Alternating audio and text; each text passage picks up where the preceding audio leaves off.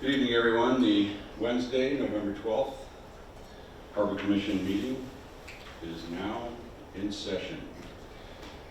May I please have a roll call?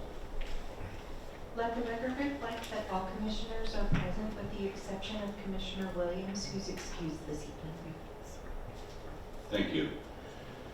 I will ask Vice Chair Marston to lead us in the Pledge of Allegiance this evening.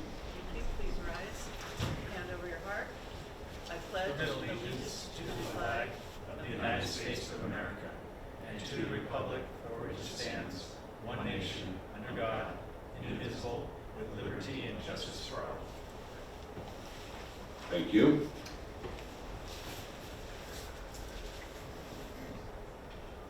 Our next agenda item is public comments. And public comments are invited on non-agenda items. Speakers must limit comments to 3 minutes. Before speaking, we invite, but do not require you state your name for the record. The Harbor Commission has the discretion to extend or shorten the speaker's time limit on non-agenda items, provided the time limit adjustment is applied equally to all speakers. As courtesy, we'd ask that everybody at this time turn off your cell phones or put them in a silent mode. Are there any public comments? Good evening, Adam Leverance. I wanted to thank Commissioners Jan, Miller, and Williams for Monday evening, the town hall, I think we called it.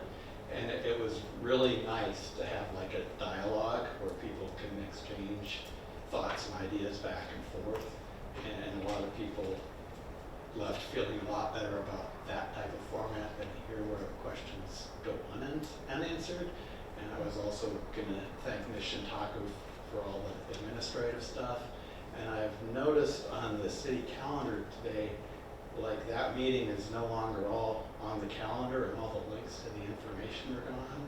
And I don't know if that's unusual or because it was a town hall, but some of those things people had continued to want to look at. And I would hope that those things can be placed back on the calendar so people can see that information. And again, thanks guys, it was really great to sit in a room and just talk. Thank you. Are there any additional public comments? Please come up. My name is Shaylee Hilton. There's a negative narrative told about Newport Harbor mooring permit holders, and in part, it insinuates that we make huge profits when we transfer our mooring permits. Though untrue, it's perpetuated by past and present members of this commission, and it finds its way in the public realm during Harbor Commission meetings, City Council meetings, and through sources like the Newport Harbor Foundation, where well-connected past city policymakers sit on as board members and share their opinions on its website and at pricey luncheons. The tale is used to denigrate us, which must be a profitable tactic for some who have some unknown to us future plan for Newport Harbor. Past Harbor Commissioner, Chairman, current Foundation Board member Skip Kennedy recently spread his derogatory opinions in a letter to the editor about the presentation given by Newport Mooring Association President Ann Stinton during the Harbor Commission meeting on September 10th. Ms. Stinton was invited to speak. I was at the meeting. She shared some history of moorings in Newport Harbor along with some current concerns of mooring permit holders. She expressed her goals to advocate fair policy for all mooring permittees as equal tidelands users and move toward constructive dialogue with harbor commissioners. Ann was confident and civil, but Mr. Kenny suggests that she was impertinent because she failed to show, quote, appreciation for those who serve voluntarily and instead spent time, quote, enumerating the long list of grievances, including broken promises, shifting policies, and price changes endured by mooring permit holders. After Ann spoke, the commissioners were invited to respond. Most had strong opinions, but it was Commissioner Gary Williams who struck the antagonistic jabs. Look, he said, I've been on this commission for 5 years, and I'll continue to reiterate that I feel like the enemy leadership has done disservice to the folks that are paying whatever dues they're paying. And it got worse from there. He talked about how he missed that slide where folks were getting $30,000, $40,000, $50,000 off their moorings. He called Ann's presentation fluff. Said we sat through 10 slides of nothingness. Then referring to what he perceives as profiteering, he said, this is the piece that nobody wants to talk about it. Well, I do want to talk about this. If this commission really wants to stop people from profiting off their private use of the public tidelands, you should look to those who the city allows to rent their docks for their private gain. I have no doubt that you're aware that many mooring permit holders pay tens of thousands of dollars for the permits. We maintain a mooring tackle, which costs us thousands more. Because Because of the city's discriminatory regulations, we continue to pay higher fees than other same-use boat owners. No standardized fee permit was available, the wait list was ineffective, and when we did our due diligence to find out how we could get a permit, we were told about transfers. And transferability was long sanctioned, regulated, and participated in by the city and the county. These government agencies knew the few who were flipping moorings for profit because they processed the transfers. This profiting issue was dealt with a long time ago when Mooring Master Plan Subcommittee, chaired by your own Marshall Duffield Duffy. Should I continue with the next meeting or can I carry on? Please address the commissioners. May I continue or do you want me to end there? Please continue. Thank you. I appreciate the extra time. My husband was on both committees, with Brad Avery and with Duffy. So this is a frustrating thing for me to watch all of his time go to this. Mr. Kenny distorts what actually occurred at the September 10th meeting. He scolds members of the NMA who asserts, you should show respect for the commissioners and exhibit the same level of decorum which they are treated by the Harbor Commission. Please watch the video and judge for yourselves. The link can be found at newportmooringassociation.org. I usually appreciate the work of those who volunteer their time, and I'm not saying I don't appreciate yours, for the betterment of our community, including our community. But do you really expect us, mooring permit holders, to be grateful for your efforts to raise our mooring permits 300% to 500% and end mooring permit transferability again? The city treats mooring permit holders unfairly. Mr. Kenny may not want to recognize this fact, but I can assure you that those of us who are affected by its inequitable policies are paying attention, and the lack of decorum and respect inflicted on Ann Steadden, who is also a volunteer, makes our long list of grievances even longer. Thank you for letting me say my piece. You're welcome. Thank We've you. been here for a long time. We're residents, and we appreciate also being thought about as welcomed folk here. Thank you. Are there any additional public comments at this time? Seeing none, we'll move on to approval of the October 8th, 2025 Harbor Commission regular meeting minutes. And we have had comments provided by Commissioners Marston, Scully, and myself. With that, I would ask if there's any additional comments from commissioners. Commissioner Sverchek? None. Commissioner Miller? None for me. Commissioner Young? None. Seeing none, I will open it up to the public for comments related to the minutes of our last meeting. Seeing none, I would like to know if anybody would like to entertain a motion to approve the minutes of the October 8th, 2025 Harbor Commission regular meeting as posted with incorporating the comments from Commissioners Marston, Scully, and myself. So moved. Second. So we vote. And as a formality, if necessary, I also amend that to say this action is exempt from CEQA.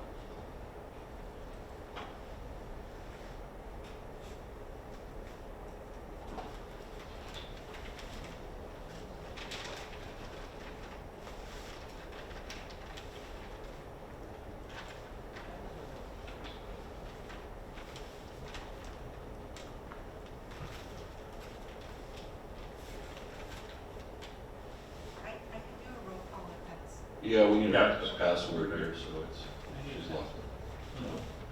Commissioner Miller, Yes. Commissioner Young, Abstain. Commissioner Sturchek, Yay. Secretary Scully, Yay. Vice Chair Marston, Yay. and Chair Beard. Yay. Motion carries 5-1 with Commissioner Yon abstaining. Thank you. Moving on to current business. 2026 Harbor and Beaches Master Plan Review.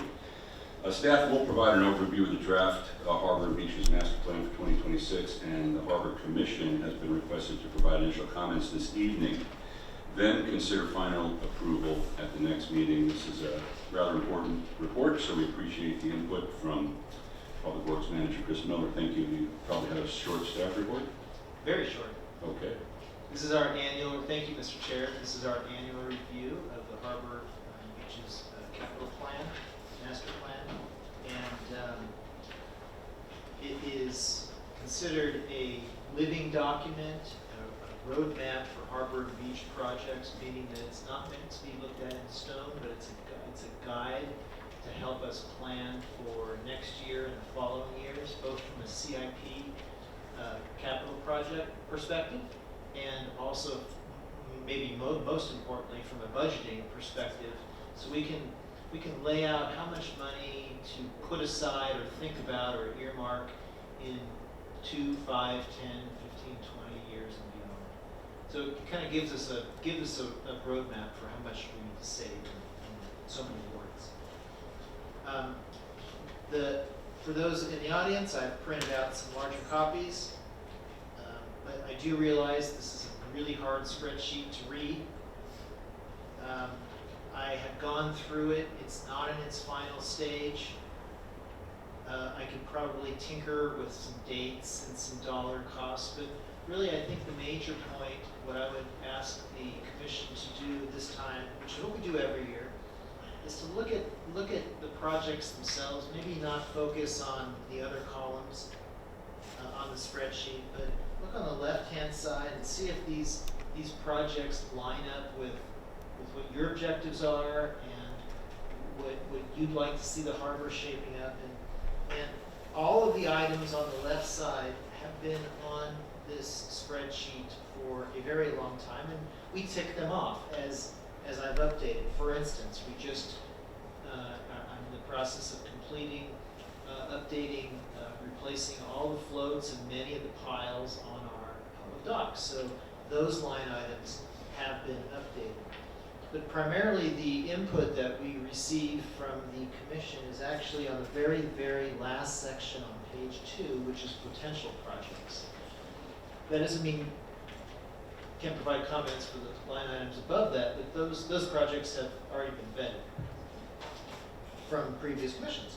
But the potential project, what do you see should be on, what do you think should be on the list, or at least as a placeholder in the potential projects? It doesn't necessarily mean that they have to move up on the list, but sometimes we put things there that we might not have a whole lot of information on, but we don't want to lose sight of them.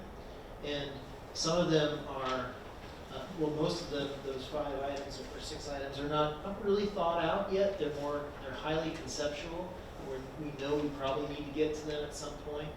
And so we can, that is a portion of this that I think garners maybe a lot of discussion. This evening, really the purpose is for us to, or me to answer any questions, any bigger type questions you might have on the document. I certainly don't expect the commission to go through it line by line now, but to take it home, look at it, and then at the next meeting, whether that meeting is in December or January, I will bring it back to the commission for approval, and we can discuss it some more, and then pending whatever comments you have, we can approve the document there, and then move it on. It gets reviewed by the City Council's Finance Committee, usually in February, sometimes March, and then it works its way through. So really tonight is just take a big picture, look at it, happy to answer any questions, but really we can talk about it more in depth at the next meeting if you decide. Thank you, Chris. So with that, I'll give the opportunity to the commissioners if you have any comments or questions to make to the commission or of Mr. Miller. None yet. Yeah, Chris, on the potential projects, the CDM Ocean Beach moorings, we killed that as part of our objectives. Thank you. I will delete that. And I think I brought this up last time we were talking about, but do we leave a $47 million number on lower castaways? Lower castaways, what section is that in? It's in potential projects. Oh, sorry, right there. I don't think it's appropriate to keep such a large dollar Yeah, I don't amount either. there, but I do think it's appropriate to keep the name in. I agree, I agree, but that 47 is I'm gonna say it's a little big. rich. Yeah. Plus, we don't know what the use is gonna be. Yeah. It's That's council exactly- ad hoc yeah. now, so Great, perfect. put a TBD or something. And I just maybe tee it off to you, Chair Bear, but that mooring field optimization, I don't know. Yeah, that's a delete. Yeah, I've got 3 deletes as well. okay. So. But I'd love to see a helical anchor test. Personally, I'd like to see us put some of those into city licensed moorings and test those. I think that would be a great deal. Oh, is that you put? Same thing, yeah, in fact, if I may comment on that, I know that from discussions I've had with Harbor Master Blank, that's something that's being discussed with contractors that can provide that. Actually, I think we're in the midst right now of close to getting some numbers, and even as close as today, I think information went out identifying those city moorings. So, yeah, I would like to see something added as a line item there, and I think we'll get with Harbor Master Blank and get some numbers, so when we reconvene, we can pop a number in there that makes sense relative to, what's contemplated. So does that mean keep, What that means is put a line item, helical anchor system for city-owned moorings. Would be a new line item. on top of, in addition to A, which is Well, mooring A- or upgrade? Yeah, well, the thing with A is that was something that is looked at, and as you can see, it's incremental to be determined. It's $11 million. And I think that had something more to do with over time. Eventually, the city would, possibly look at converting the existing moorings to helical.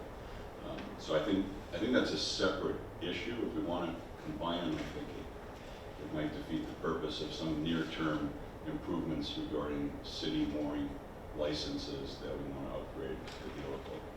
Because I'd ask the harbor master if you agree with that. Okay, great. Should we leave both on, or Yes. does one come before the other? Well, I think the city license helical mooring test comes first.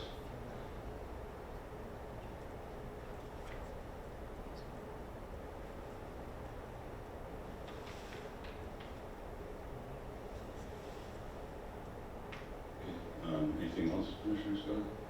No, Chris, I think it's a great view, and it's just such a testament to the city and its continued investment in infrastructure and keeping up our piers and keeping up, the important parts of our harbor. I think it's outstanding.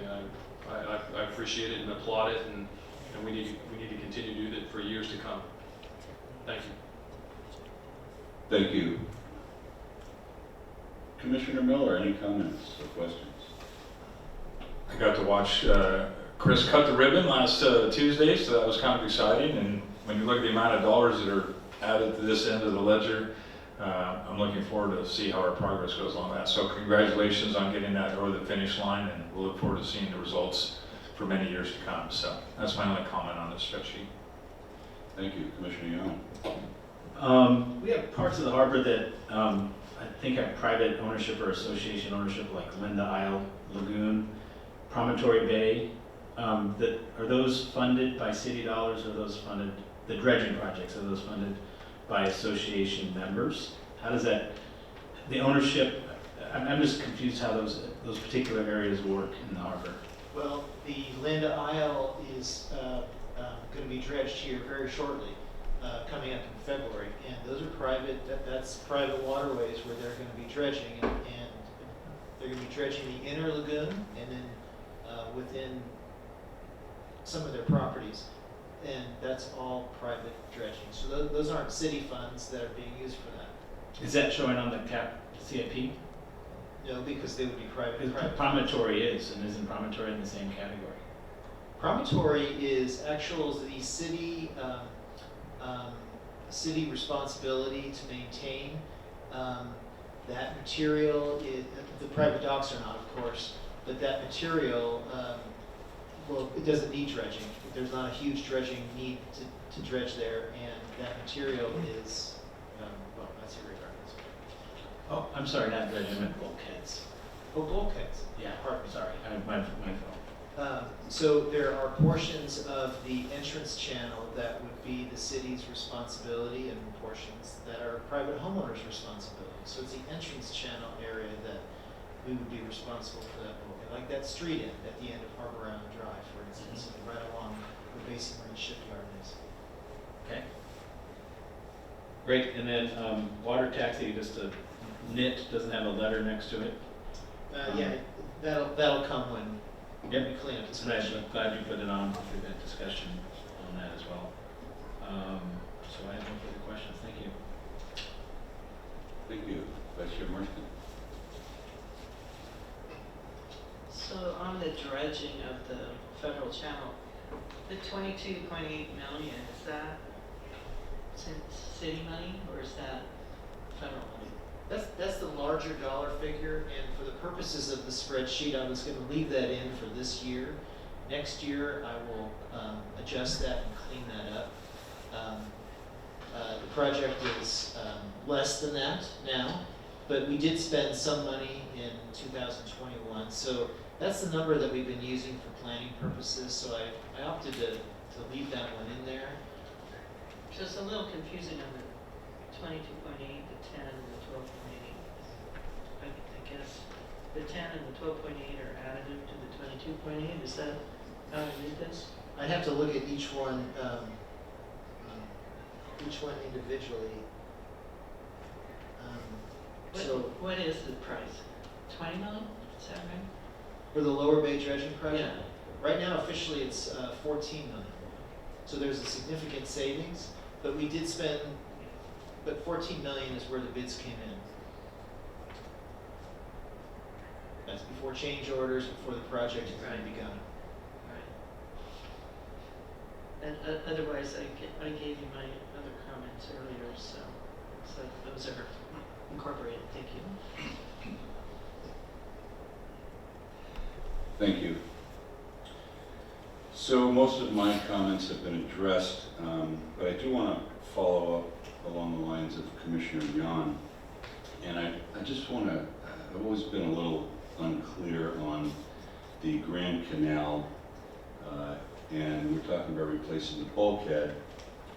And I don't know exactly, what constitutes city maintenance there, where the tidelands begin and end. I know there's been conversation here about moorings over there onshore, but certain of those owners, if they tie up to the seawall because they own the seawall. And, I've heard, I don't know, different stories. So I'm just wanting to get clarification if you know.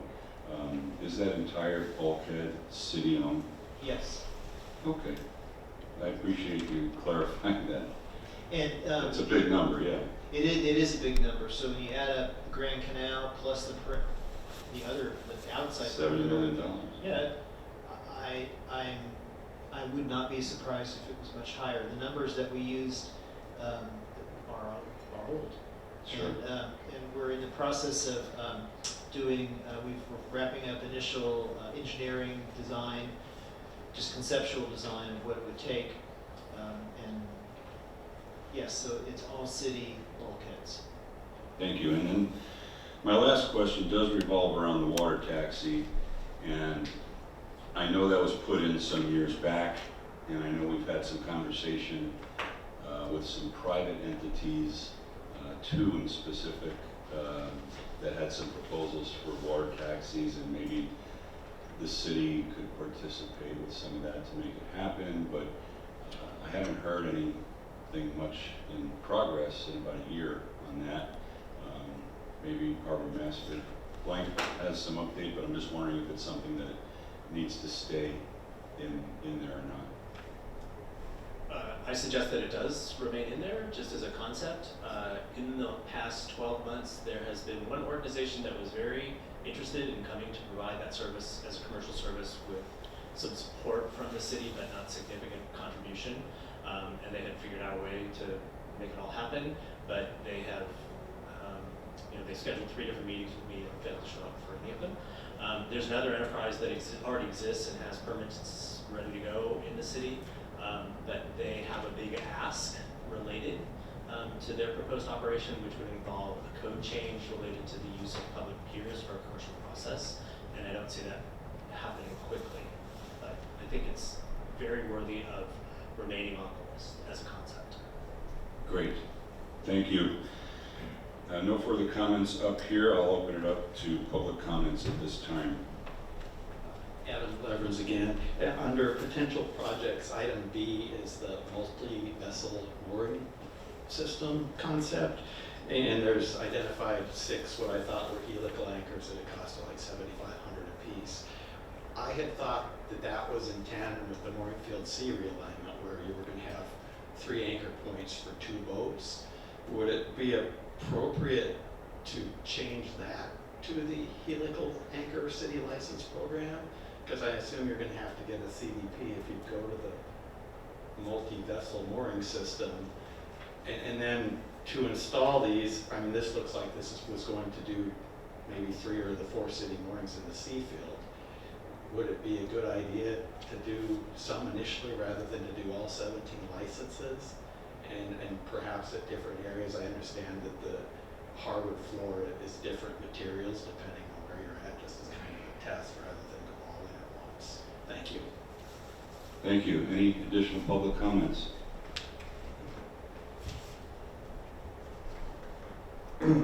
Chair Buer and members of the Harbor Commission, my name is Jim Mosher.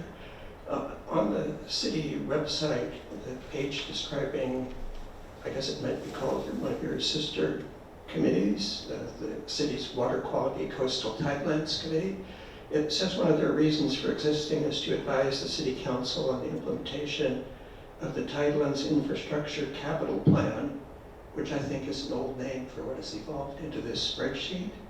And among the things they are supposed to be doing is advising the City Council on projects affecting sea level rise that affects the ocean beaches, ocean beach sand replenishment, and other capital projects affecting the ocean beaches and the tidelands that are not covered by other committees.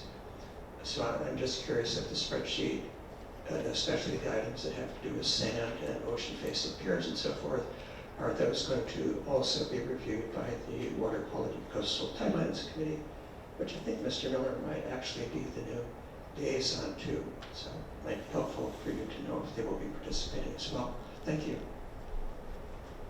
Thank you, Mr. Mosher. Any additional public comments? Seeing none,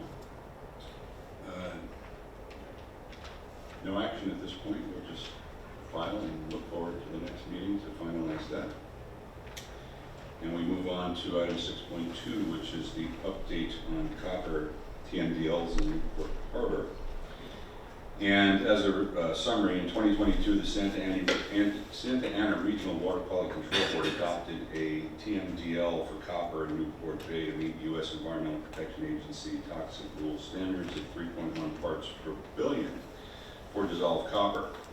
Approved by the State Water Resources Control Board in 2025, the TMDL, or Total Maximum Daily Load, establishes a 12-year schedule to achieve a 60% reduction in copper loading, primarily targeting leaching from copper-based paints on vessel hulls.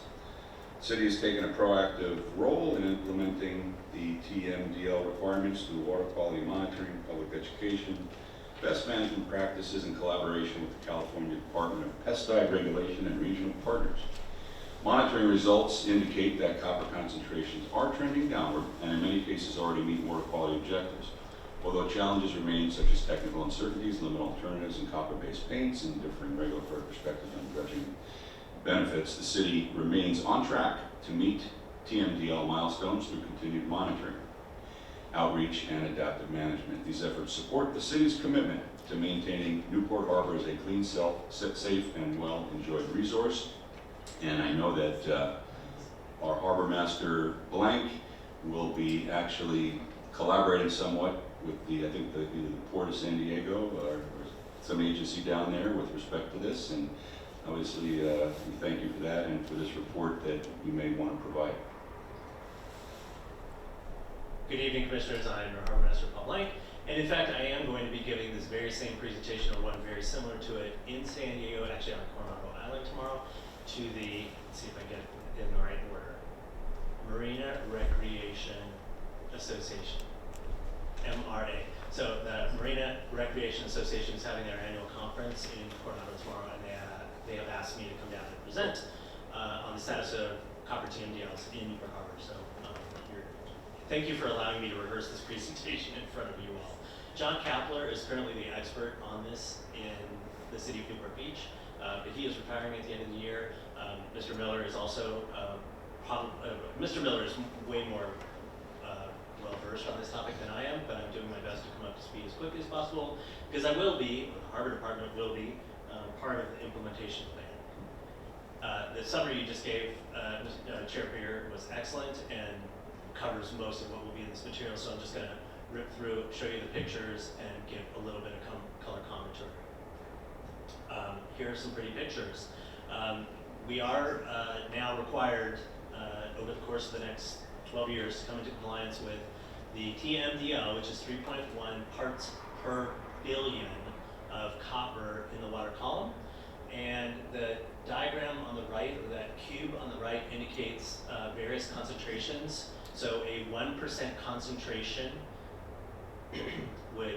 is represented by the blue three-dimensional rectangle. A 1/100th concentration is the gray cube. 1/100,000th is the orange cube.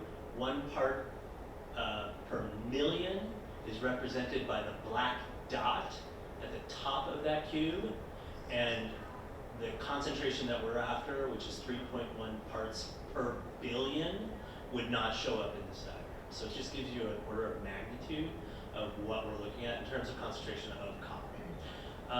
I will say this several times during this presentation. The assumed source of the copper found in Newport Harbor is leaching from vessel anti-fouling paints. The city of Newport Beach and I in particular dispute that. There are numerous possible sources, and there's no science that definitively points to anti-fouling paint as the source of the higher concentrations in Newport Harbor, and you'll hear some other commentary from me about that. The TMDL stands for Total Maximum Daily Load and defines the maximum pollutant that that Newport Harbor can handle. We will evaluate the total maximum daily load by taking samples throughout the harbor on several occasions, and then assessing their concentration. The TMDL is applied to cities like the city of Newport Beach, counties like Orange, marinas like CalRec, and other commercial marina operators in Newport Harbor and other harbors, boatyards, and vessel owners. So the entire population I just read out is complicit in the application of these rules and responsible for achieving the objectives, which is reduced amount of copper in Newport Harbor. The regulatory requirements currently include, for the city of Newport Beach, an implementation plan that reduces the concentration of copper present in the harbor by 20% over 4 years, 40% over 8 years, and 60% over 12 years. So we have a 12-year implementation plan, or a requirement, it's not a plan yet. We have a 12-year implementation requirement to reduce the copper in the various tests that we do by 60%. And the implementation requires that we transition as best as possible to low leach rate or alternative anti-fouling paints. There are some challenges associated with actually implementing that, because the city of Newport Beach does not actually apply anti-fouling paint to anything other than our 3 lifeguard vessels and our 4 Harbor Department patrol vessels. We are not responsible for the application of anti-fouling paint on the other 9,000 vessels on or immediately adjacent to Newport Harbor. And we don't really have an effective enforcement mechanism to evaluate the application of anti-fouling paint on those vessels. It is still a requirement that we do so. It is a requirement that we offer certified hull cleaning practices and do certification for hull cleaners, and so there is some material, and a pilot program was implemented several years ago, and met with some efficacy. It is required that we provide education and outreach programs for boat owners, for divers, for marine operators, etc. And it is required that we provide monitoring and reporting by the responsible parties. So that is what's required of us. The city's responsibilities in particular include integrating the TMDL actions into our municipal stormwater runoff program. That's the MS4 stormwater program, and we have a very active stormwater evaluation program. The TMDL for copper has to be integrated into that. Probably not a big cut for us. We'll get that done. We are responsible for conducting monitoring and reporting of dissolved copper, which we already do. We are responsible to implement and track best management practices, which will be somewhat harder to evaluate efficacy of, but we are required to do it nonetheless. And it is required that we participate in regional coordination with other stakeholders, and we are doing that. Currently, there is more to do. The actions taken to date include a big partnership with the Department of Pesticide Regulation on copper monitoring. The DPR is responsible for determining what is safe to put in anti-fouling paints and how anti-fouling paints can be improved. They are actively working on other lower leach rate products that will be effective, or that hopefully will be effective. Right now, there's nothing particularly effective out there that they have said, okay, this is your solution, implement it. But the Regional Water Quality Board's assumption is the DPR will be effective in the next 12 years at finding a solution and directing us what to do with it.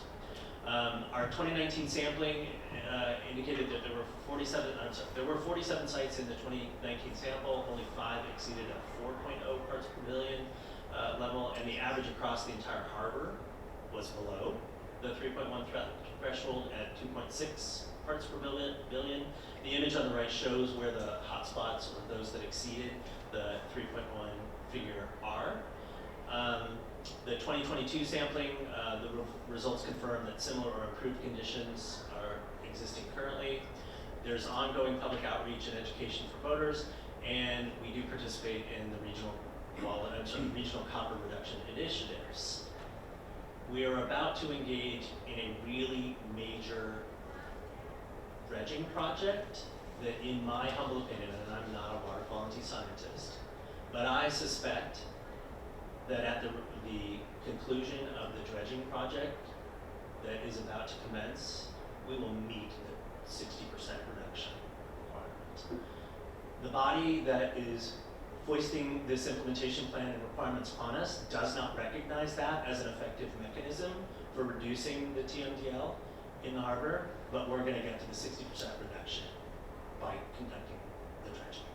We will have to do all of those other things to satisfy them, even though they are ineffective. A little bit more about the current status. Copper concentrations are trending downward in the harbor, and as you just heard me say, I expect that they will trend down significantly when the dredging project is complete. Most samples that we take already meet or approach the 3.1 threshold. Monitoring continues every 2 to 3 years. The last time it was sampled was in 2022. We're getting ready, hopefully, for another sample session shortly. In fact, it may be ongoing as part of another sampling project that's going on out there. Low leach rate paints are showing some benefits in some locations, particularly on the East Coast. They have yet to be proven effective in marine environments in Southern California.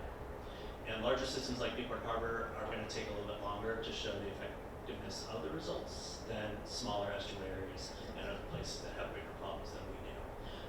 Across the bottom are 3 types of lower leach paints that can be used today. I have direct experience with one of them that was not effective.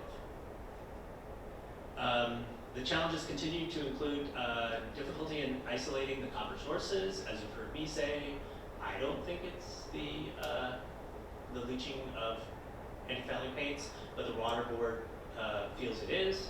Their science is not conclusive to my satisfaction, and to the satisfaction of many. The limited success of the best management practices that were foisted upon Marina del Rey and Shelter Island have proven ineffective. There is no change in the copper concentration levels in Marina del Rey or Shelter Island Marina as a result of these practices. None. Further, alternatives to copper antifouling paints may cause other issues, including the fact that they include PFAS compounds. Not a fact well known at the water board level, but the city of Seattle has outlawed those alternative antifouling paints.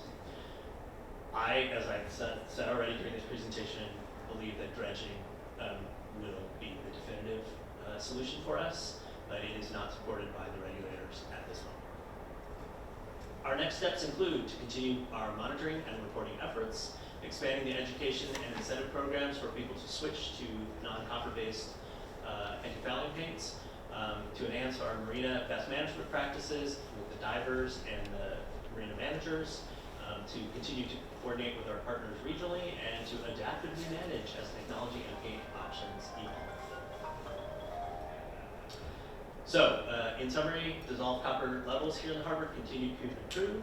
The city monitoring partnership with the DPR is showing success. We have a 12-year compliance timeline that allows for continued progress. And the city is committed to science-based, feasible, and cost-effective solutions.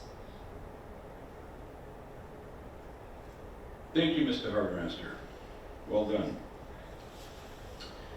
Any comments from the dais? Commissioner Sturgeon? Commissioner Scully? Yeah. Paul, your comments as it relates to dredging and the reduction in the copper levels, is that because of flow? Primarily, yes. It's not because we'll be digging out the We're just going to get more water flowing. Yeah, more water will flow in, more water will flow out. And there will be more wildlife that consumes copper. Copper is an essential element to most life forms. It is a requirement of life forms to exist. Okay. And so with improved wildlife and marine life specifically in the harbor, the TMDLs will improve. And you talked about the storm water and the runoff that's going into the harbor. Are they testing that for copper before it gets to the harbor? Not to my knowledge. I wonder if that's something that should be done. I wonder if that's something that should be done. It seems like there's a lot of pointing in the dark about where this is coming from. That's interesting that they're not. And you're saying that the lower leach paints are not effective. Define that. So there are alternative biocides other than copper that can be used in antifouling paint. There are also alternative forms of antifouling paint, including ceramic coatings that have no biocide in them. So there's other forms of antifouling paint that provide a barrier that is inert, or a barrier that is undesirable to the marine life that would cling to it. So, or ablative paint. So we're talking either ceramic, hard, that you can scrub with more abrasive and more aggressive cleaning techniques, or you can use ablative paint that is less desirable to the marine life.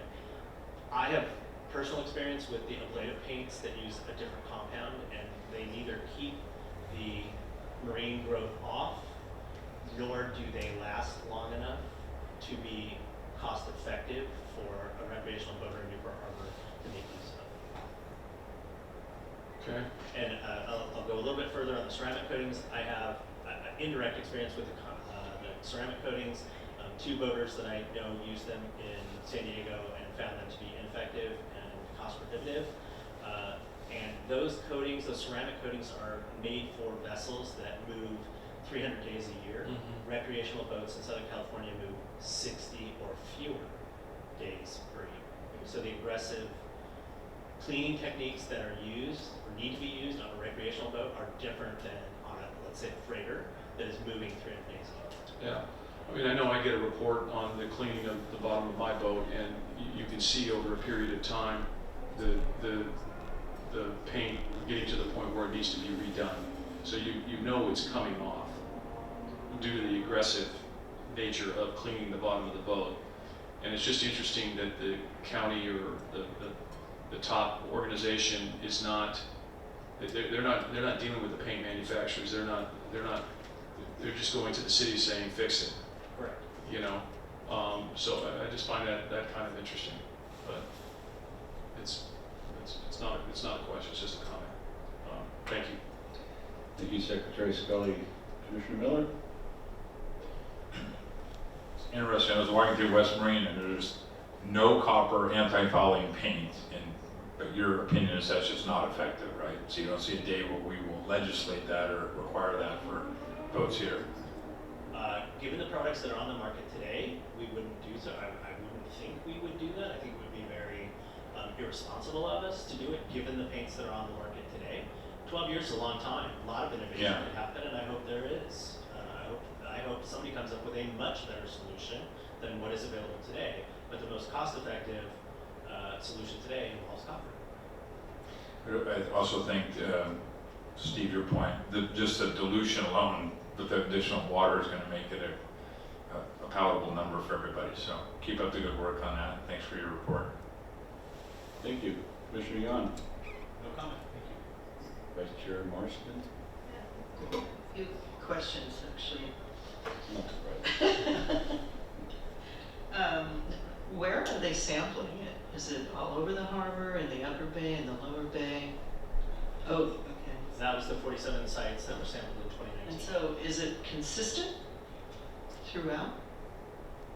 Is the sampling consistent? I mean, or is the concentration? Well, you see areas of concentration specifically in the west of the harbor. There's a little bit in the north and east of Balboa Island, but most of the troubling concentrations are in West Newport, where there is less circulation, especially around the Coves area, especially on the western side of Lido Isle and around the Lido Peninsula. That is the area of least circulation with tidal swing. I think that will be dramatically improved when tidal swing is enhanced. So has the ocean water been tested? Not to my knowledge. Well, that would be kind of interesting to see what it would be if it flushes, right? So is it it's suspended in the water, so is it the water column that is tested, not the sediment? It's a combination. So it is the water column. It is the water column, as you say, and the water column is. I'm sorry, I'm not the water quality scientist, but I believe it is 3 feet of water and 3 feet of sediment in each case. And it might be 1 foot and 1 foot, but it is a combination of water and sediment, and the water in the sediment. So It's all not these the same. testing sites do both the water and the Correct. sediment, okay. So, just looking at the staff report, so the BMP is more maintenance related and cleaning that. Is there any kind of mechanical BMP that treats copper? Not to my knowledge, the best management practices have to do with changing the paint and telling the divers not to scrub so hard. But if that's ineffective in Marina Del Rey, then that's not gonna work, right? Right. But we're going to have to do it because they told us Right. to. Just like they told Shelter Island, just like they told Marina Del Yeah. Rey. Well, in other projects, there's all sorts of different kinds of BMPs, so I just wondered if there's a device. Don't scrub so hard and use alternate paints. Those are the best management practices. So what is like, what's the damage to the ecosystem, do you know? There's nothing conclusive in all of the testing that the city has paid for, which was sampled on muscle tissue, and by muscle I mean the bivalve, not the human muscle. It is the copper, the definitive science says test toxicity on mussels in the environment, and at none of the concentrations that are reported in this 2019 sampling, in none of those concentrations did the mussels show any degradation or impairment as a result of copper. So the Regional Water Quality Control Board, would it be possible that they might change their TMDL? No, I'm sorry. Did I say that loud? Anything is possible, but the city has been fighting this since 2010, Okay. and I've been to Regional Water Quality Board meetings and seen how they operate, and it's just, So, they are a closed door. so This is what you will. can you go to the State Water Board? So the State Water Board has now confirmed what the Santa Ana Region So they're in support of listening it. to us. There is one final stop, which is the EPA, but the EPA has not ever overturned anything that the state water board has done in this regard. So this implementation plan is not in force yet because the EPA has not weighed in. There's going to be one more. It'll be first quarter of next year that EPA will give its ruling on what the California board has said relative to the Santa Ana Regional Water Quality Board. So California has endorsed what Santa Ana has told us to do. The EPA still has to endorse what the state has told us to do. So did Marina Del Rey get the direction at the same time that we did? No, they got it probably 4 years ago. Why would that be? Oh, just because their regional water quality board was in front of ours, Oh, and there was okay. less opposition to it. Same thing in San Diego. They fought it less. So if there's data from their BMP implementation that it's not working, it seems like the state water board would have to take that into consideration. You would think. Maybe it's common logic, maybe that doesn't make sense. Anyway, are you working with Marina Del Rey to try to maybe have a dual entity approach? Well, when it came time to go put testimony in at the state level, we referenced the lack of success in Marina Del Rey, and we referenced the lack of success in Shelter Island, and it was discarded. Unfortunately. Because Newport's different. Yeah, it is. All right, thank you. Thank you. You had mentioned that there's going to be some additional testing soon. Is that planned prior to the dredging, or is it after the dredging, or will it be both?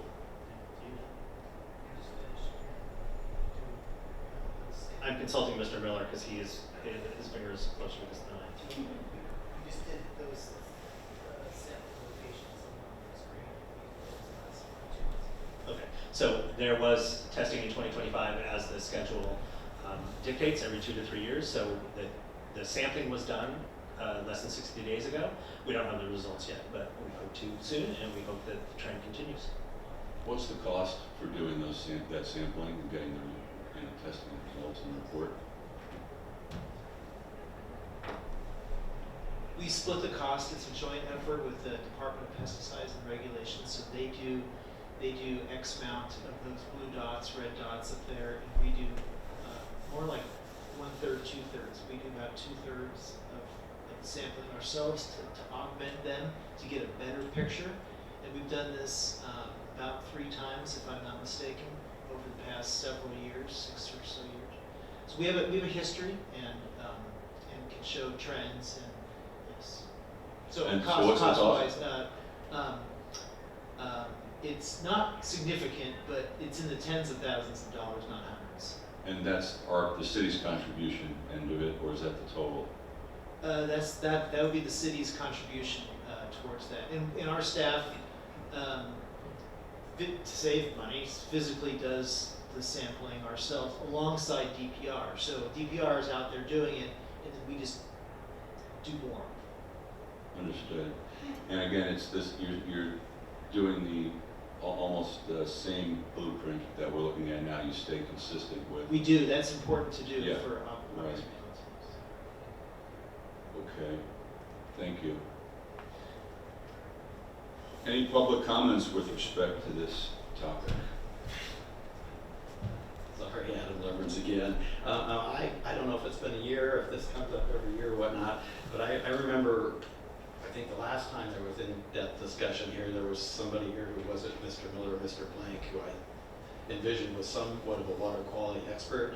And as the harbor master said, most of the out of tolerance areas are in the west end, like I thought the Rhine Wharf Channel and whatnot. And I seem to recall this individual indicating that commercial operators on the big charter boats up there had access to more intense paint than I might have. And I was wondering if that was accurate. And then as far as best management practices, somebody sent me something, perhaps some of you have seen, where you have a boat in the water and they call it like a dry on water storage, where they have a film underneath like a tarp and air bladders. there's suction devices where they put those for bottom cleaning. So you pull a boat in and inflate this thing, and then the water gets pulled out and contained within the bladder. And it had been suggested to me that perhaps something like that could be installed at Balboa Yacht Basin in a slip or Marina Park in a slip. I mean, if you've only got one or two, you clearly can't do all the boats on moorings, but it would be a way to, that I think would actually reduce it, but then again, the harbor master doesn't think it's from leaching paint. And I'd be curious to know what he thinks it is from. I recall Commissioner Williams previously saying that he thought it was from mooring weights and mentioning copper valve guides. Those are in cylinder heads. In the mooring weights I've read on the documentation are engine blocks. I don't know if there's copper in engine blocks. And then as far as getting the level down 60%, like there's the 5 out of tolerance areas. Even the good areas, do they have to come down 60%, or is it a harbor-wide average? It's like out of 47 sites, if there's 5 out of tolerance, are you still being mandated? Like it seems, oh, you've got to get everything down 60%. Well, what if it wasn't out of tolerance to begin with? And some of this is questions I hope I could get answers to. Thank you. Thank you. Any additional public comment? I'm going to say something, but I too am not a water quality expert, but it just makes me think about things like copper gutters, copper downspouts, copper piping. We all know water flows everywhere on the planet. Water comes in from everywhere, circulates over the entire planet. So it just seems like an odd request, and I'm hoping it's not bothering me because I think they're guilty about something else.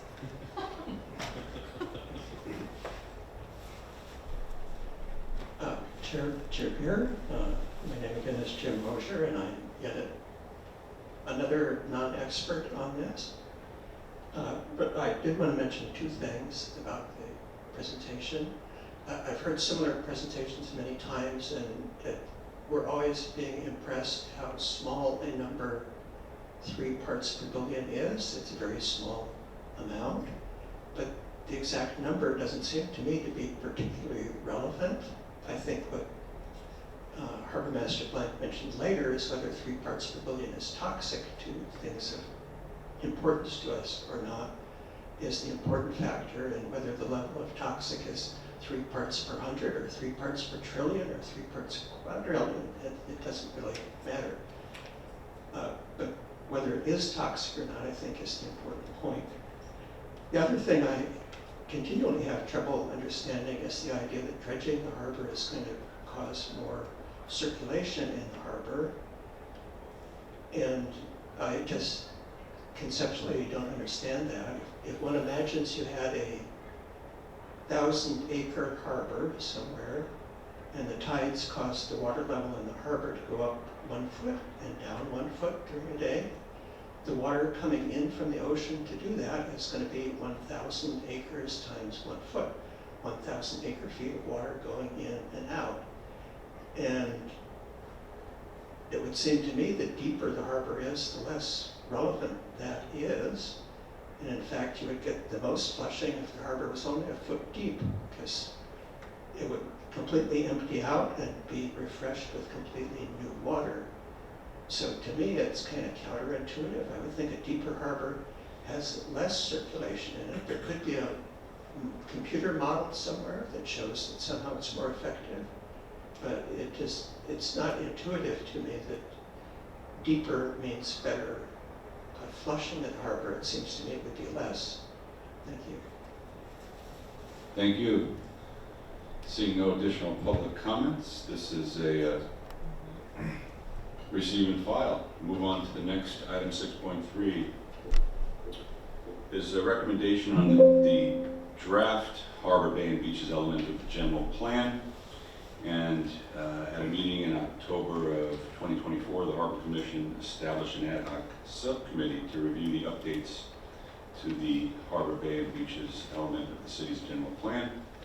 And just a few months ago, Ben Zabita from the Community Development Department presented an overview of that plan and update process, introduced the draft for the Commission's input. and requested feedback. So our ad hoc subcommittee, which consists of Secretary Scully and Vice Chair Marston and Commissioner Yan, I believe, have worked diligently and provided some comments that are part of the agenda packet this evening. And at this point, the full commission may choose to formalize those recommendations for transmittal to the General Plan Update Committee or conclude its review without adopting any formal comments. So what I'll do now is turn that over to the ad hoc committee. If you want to make any comments, please do at this point. Just the only comments I'll make is my comments that I did, this has been done for a few months. I did a little bit of wordsmithing just to clean up the flow of it. So this has been in the public record for a couple of meetings. I know our master blank notified us that we need to make a decision and send the comments tonight. They're cutting off the comment section. So my comments here were, more focused on the harbor and what goes on in the harbor and the harbor department, that were not in the harbors and bay and beaches element that I felt would be important to be included. So that's all I really have. Thank you. Anything from Vice Chair Marston or Commissioner Yan to add?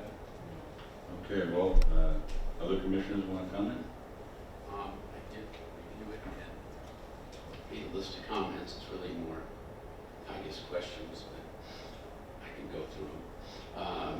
There was reference on page 5 about the support and continued long-term rental of small boats that would encourage vendors to teach customers how to safely operate. And I thought we'd maybe consider adding paddle boards, wave runners, and other human-powered craft. I recall that may have been in one of the comments from the ad hoc. Was it, Commissioner Scully, do you recall or no? I'm trying to remember. It's HPD 1.9. It's in my comments. Can you reference that? It's on page 92, the second paragraph. Can you read it? Oh, my comment 2. For policy HBB-1.9, we should be more proactive than teach customers how to safely operate the watercraft. Should this be more formal training, safety briefings, or informational materials? So I'm questioning it. So it just refers to craft in general, not specifically calling out all the Right. different type of craft. So I mean, it could be human-powered craft or Right. motorized. Do we want to make that clarification in that comment, do you think? Can be more detailed if we like. That's fine. Okay. Any other comments? Yes. On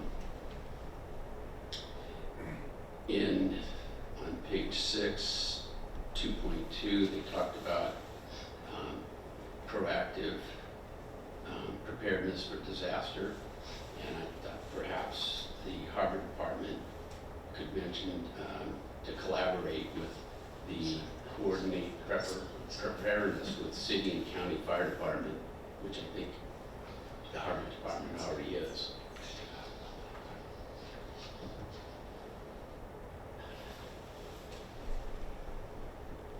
Backing up to the last one, that was actually Commissioner Scully's, but I also had a comment on the 1.9 also on my comments, so there's multiple comments on that section. Yeah, requesting clarification on the definition of a small boat. So I think if it's okay, maybe make a suggestion at the end of that should include human-powered craft. Thank you. On page 8, there's reference to water quality. Advise the City Council on water quality and habitat protection. Since this was drafted, I don't know if we wanted to add in the monitor, the water quality sensing buoys that we now have, and that they're monitoring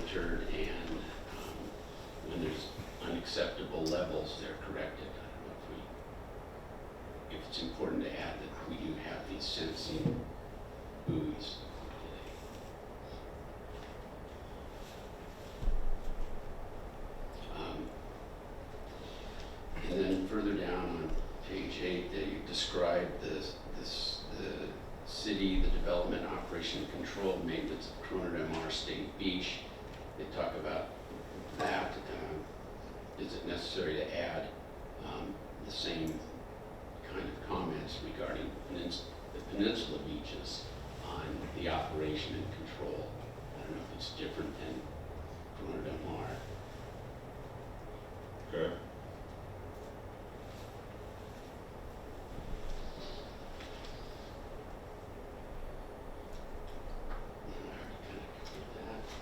I think Steve mentioned the 2008 numbers of the economic output, so that needs to be brought up to date.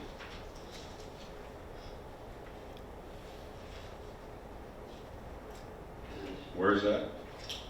That was, Oh, you brought it was a comment, it was in the economic value of Newport Harbor section. Yeah, yep, I see that. Okay, so you've got Yeah, a comment. That's Okay, it. okay, Yeah. thank you.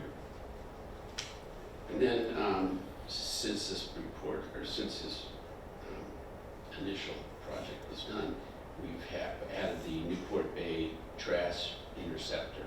Do we want to bring that into the picture, that it's managed and maintained?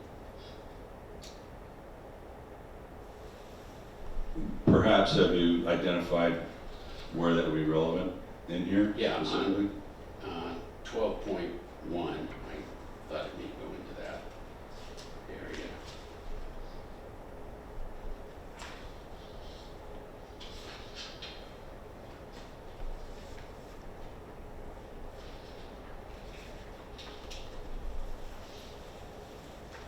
Okay.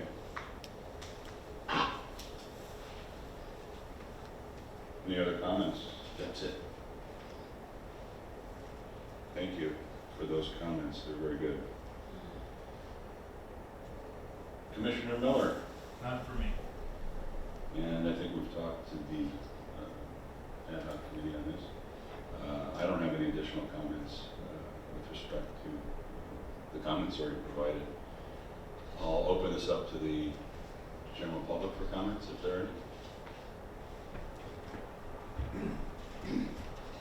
Chair Beer, as the commissioners know, I am a member of the General Plan Advisory Committee, one of 24 members on it. And I just want to say I really appreciate your thoroughly reading this element and providing comments. And I do hope the commission as a whole forwards all of the comments that were in writing and that we heard tonight to the General Plan Update Steering Committee for their consideration and back to us at the GPAC. Chair Beer alluded to that, but if any of you find a moment in the next couple of days who have not read it, to actually read it and have any last minute comments, those can be provided online. If you put in General Plan Update on the city website, I think it will direct you to where you can do that. And the official deadline is Monday of next week, November 17th. If you have any last minute comments, and those will all be consolidated, but I don't think it's a hard finished date, because it will still be going through the process for a couple of months after that. And I think the final version will be coming back yet again to the Harbor Commission to see before it goes on to the City Council sometime early next year. So there will be, I think, more opportunities to see how these have been incorporated, but I really appreciate the comments that you provided. Not all the other boards and commissions have been quite as conscientious about it as you have. Thank you. And Jim, Thank you, Mr. Miller. That deadline is next Friday, a week from Friday. Monday. Week from Monday. Next Monday. Yeah. November 7th. The official deadline is November 17th. This coming Monday. Yes. Okay. Seeing no additional public comments, it's my understanding that we're looking to make some type of direction today to either move forward with the ad hoc committee's recommendations as perhaps amended in the discussions, or to not adopt a formal recommendation at this time. So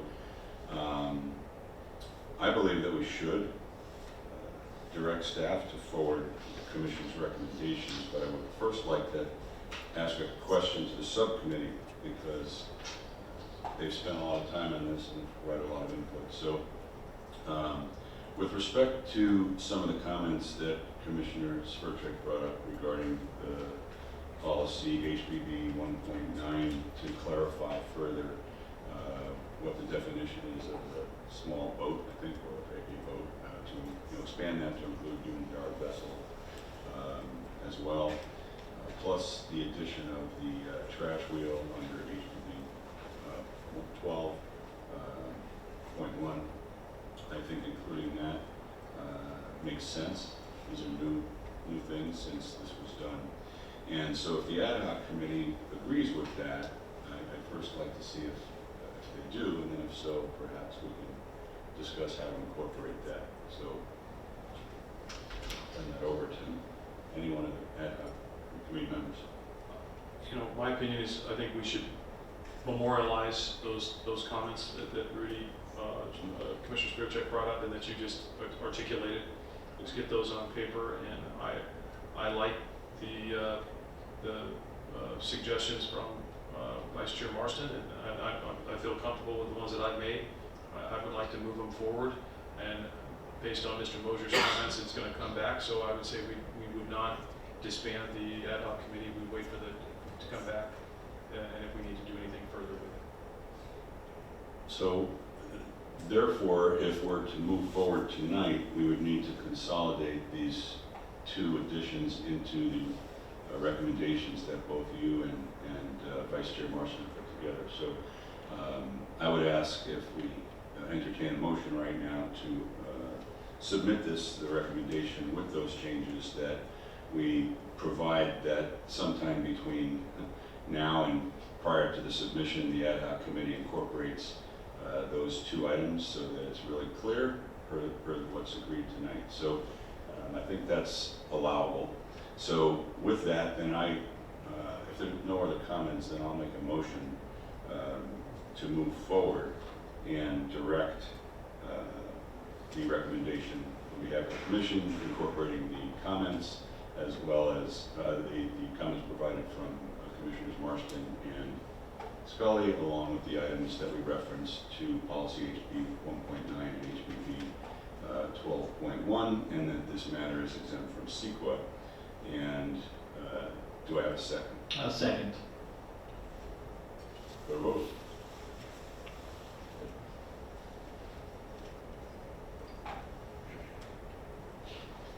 And Jennifer, I'll have to verbally vote because it's not long. Okay, sorry, I was trying it again, seeing if it would work, but we'll do roll call. Commissioner John, Yay. Commissioner Sverchek, Yay. Commissioner Miller, Yay. Secretary Scully, Yay. Vice Chair Marston, Yay. Chair Beer, Yay. motion carries 6-0. Thank you. Next item will be to discuss and review Harbor Commission objectives for 2026. And the Harbor Commission periodically conducts a review of its current objectives. And at the August 2025 meeting, the Commission approved formation of an ad hoc subcommittee to review the current objectives. That subcommittee is myself, Commissioners Scully and Miller. And we intend to provide some recommendations related to those objectives this evening. So, with that, I will take the lead. I think I will. Fine.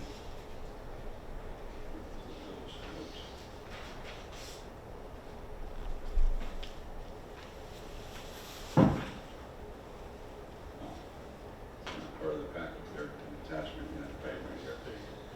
Thank you. So, the prior objectives had been set up really as individual line items that were assigned to a specific commissioner to work on and then report updates during the course of the year through these public meetings. And those line items may have up to 3 commissioners, depending upon the subject matter and the participation of the commissioners.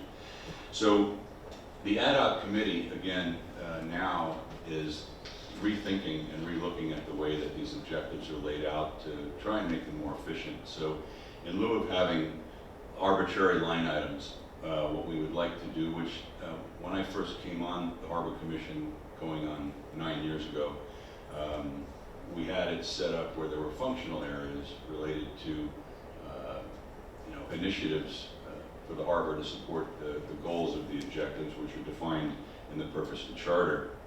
And so the subcommittee believes that we should go back to that format because it allows us to, one, be very specific on objectives. So to ultimately try and get something across the finish line, not have it vague, number one. Number two, things change that we can't foresee. And as a result, we may need to add certain items, and they could fall within these major functional areas that the subcommittee already has knowledge about and keeps abreast on. So with that, we've put together functional areas, which in the documents provided, you can see we have, I believe it's 5 functional areas. And those areas would include, again, the functional area is the high-level summary. So harbor regulations and operations, another one would be for harbor infrastructure, another for harbor viability, and then harbor safety and compliance, along with the 5th one is harbor vision. And we believe, the subcommittee, that these items really do align with the most essential responsibilities of the Harbor Commission, which is to ensure the long-term welfare of Newport Harbor for all residential, recreation, and commercial users, and promote the harbor as a preferred and welcoming destination for visitors and residents alike. And so with that in mind, we've identified current objectives under each of those functional areas. The only area where there is no actual objective is under functional area 2, harbor infrastructure, which does pertain to seawalls, sea level rise, dredging, docks, beaches, and harbor infrastructure. And maybe there will be some items that come to light that can be addressed during the year or as a review of this commission. So with that, I would, 2 things. One, open up to the commissioners here tonight to comment on this, provide any input, agree, disagree, additions, deletions, whatever you may think.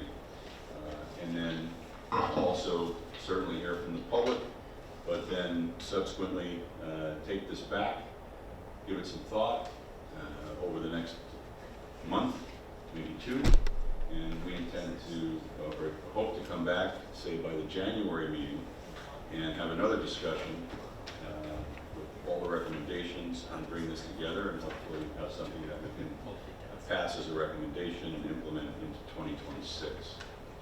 So again, other than the ad hoc committee, no one's really had too much access to this until this evening, because we were a little late in getting this into the agenda. So it's been a pretty significant work in progress, a lot of hours, even though it's consolidated, which probably is what took the most time. It started with a lot of items, and we narrowed it down to what we thought made most sense and what we thought could actually be accomplished. So with that, I'll open it up for any comments or thoughts from commissioners. Commissioner Sverchek, anything to add? No comments yet. Great. Commissioner Miller? None. Commissioner Young? None, just to say I appreciate the hard work you've done. This has been a continuous subject of how to improve the efficiencies of our commission by responding to those items that are important and have meaning and relevancy. This is a really good way of capturing that, so I appreciate you going through those functional areas and putting that together the way you did. Thank you. Vice Chair Marston? No specific comments, but it looks well organized as a start, for sure. Yeah, it's a good start. And Secretary Scully, anything to add? No, just from the ad hoc standpoint, if the between this meeting and the next meeting, if the harbor commissioners could focus on it for 30 minutes, an hour, and identify areas that we missed for objectives, or if we've got something in there as a proposed objective that isn't right, or it doesn't meet your desire as far as a harbor commissioner as it being an objective for us. So I would just love to see us come to our next meeting and getting closer to a finished product. Thank you. And I will open this up for public comments. Are there any at this time? I just have an inquiry. Is this intended to replace like the goals and objectives document that's further on in the agenda? Or are these things to coexist? Thank you. This would replace that. Thank you. Chair Beer, my name again is Jim Mosher. I think this is a very good thing that you're doing. I would just caution that you might check with the harbor master about the Brown Act issues. If you're not defining a group of commissioners who are going to work on something that can be accomplished in a finite time with a very definite goal and that will be finished at a certain point, those committees can meet privately and do their work and present their recommendation to the whole commission. On the other hand, if they just have a vague objective and are going on for years and years, they become what's called a standing committee. And standing committees have to do all their deliberation in public, and the city staff has to notify the public of when they are going to meet to deliberate. And again, it's a very good thing that you're doing, and just a technical comment I'm making, it is the state law, and one example of that, and again, it was very good that you had the meeting on Monday, but if you just have an ongoing committee that is every year looking at revisions to Title 17, that sounds very like a standing commission, or as a standing committee that is not looking at a particular thing like anchorage rules or something and coming back with a recommendation about that specific thing. So from a Brown Act perspective, if you want to be technically legal, each group of commissioners should have a very definite thing that they're working on with a definite endpoint. And then that committee is dissolved at that point, as some of your current ones have been. Thank you. Thank you, Mr. Mosher. We had discussed that, and you've taken it to another level of detail, which is very much appreciated. Sincerely, thank you. Any other public comments? Seeing none, this is a review and file, and move on to the ad hoc committee updates. And we've had several ad hoc committees that have been established to address short-term projects outside the Harbor Commission objectives. And this is the time the ad hoc committees will provide an update on the projects. Starting off with the Balboa Ferry Ad Hoc Committee, Commissioner Scully, Sverchik, any updates to report on that? Nothing further from my end other than the update that I provided in the last meeting, so it's nothing new. Great. The general plan update to the Harbor and Bay Element Ad Hoc, we've had quite a discussion this evening on it, so that is our update. Similarly, the Harbor Commission objectives we've discussed tonight as a separate agendized item, and there'll be nothing further to update other than what was discussed. With that, any comments from commissioners with respect to the ad hoc committees? No? Any public comments with respect to these ad hoc committees? Seeing none, receive and file, no action. Now we will move on to the current Harbor Commission objectives. And I'll start off with the annual review of Title 17. And I know there's been a stakeholder meeting recently, so I'm assuming, but not certain, that the ad hoc committee may have an update. So I'll ask those various commissioners if they'd like to share anything.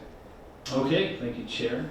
Well, I'd also like to thank my committee members, Miller and Williams who were attending last Monday. Thank you, city staff and Paul for putting it together. We had our stakeholder meeting to do the Title 17 revisions meeting, which has been kind of a year in the making, so I appreciate all the thoughts and consideration. What we did is had probably an audience of around 20 in attendance, and we reviewed our top 13 items that have come up. Basically, as we all know, the Title 17 is a living document, and we kind of learn along the way of what works and what doesn't work, or what needs, supplementing to the title and so on. So we kind of went down the list, got some good feedback, and thank you for those, Adam, those that were in attendance, because you brought together some good points, very good points that we were able to think about. And things, I'll just go down kind of a quick list, but there's more in specifications, the suspension of maps and violation hearings and appeals, things from fish cleaning, which wasn't, showing public docks, so we had, things like that were added. Bareboat charters are not allowed to advertise. Some permits, we're talking about loaning versus leasing and rentals. The item of human waste came up in the harbor, which didn't really catch with much controversy. We'd have a public hearing and notification. I know that Mr. Miller, when he sends out his dock modification projects, we have a 300-foot radius rule, but sometimes it goes all the way across the bay from the peninsula to Belle Island, and it's just the waterways aren't really relevant, so we talked about eliminating the waterways. Waste and refuse, how does it get discharged?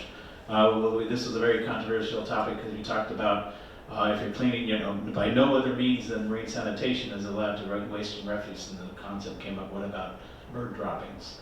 And it's like little things like that came up, and we had healthy debates about bird droppings. Title permits, we talked about being on title for your permit should be the same as registration of the vessel, and you're limited to two people or two entities on title to your permits. We talked about marine sanitation devices, whether they be sure that they are directly connected to your holding tanks, that if you're overnight stay, you must show that you have a marine sanitation device, and lastly, don't use an improvised waste containment methodology, i.e. a bucket. So that was brought up and also healthy debated.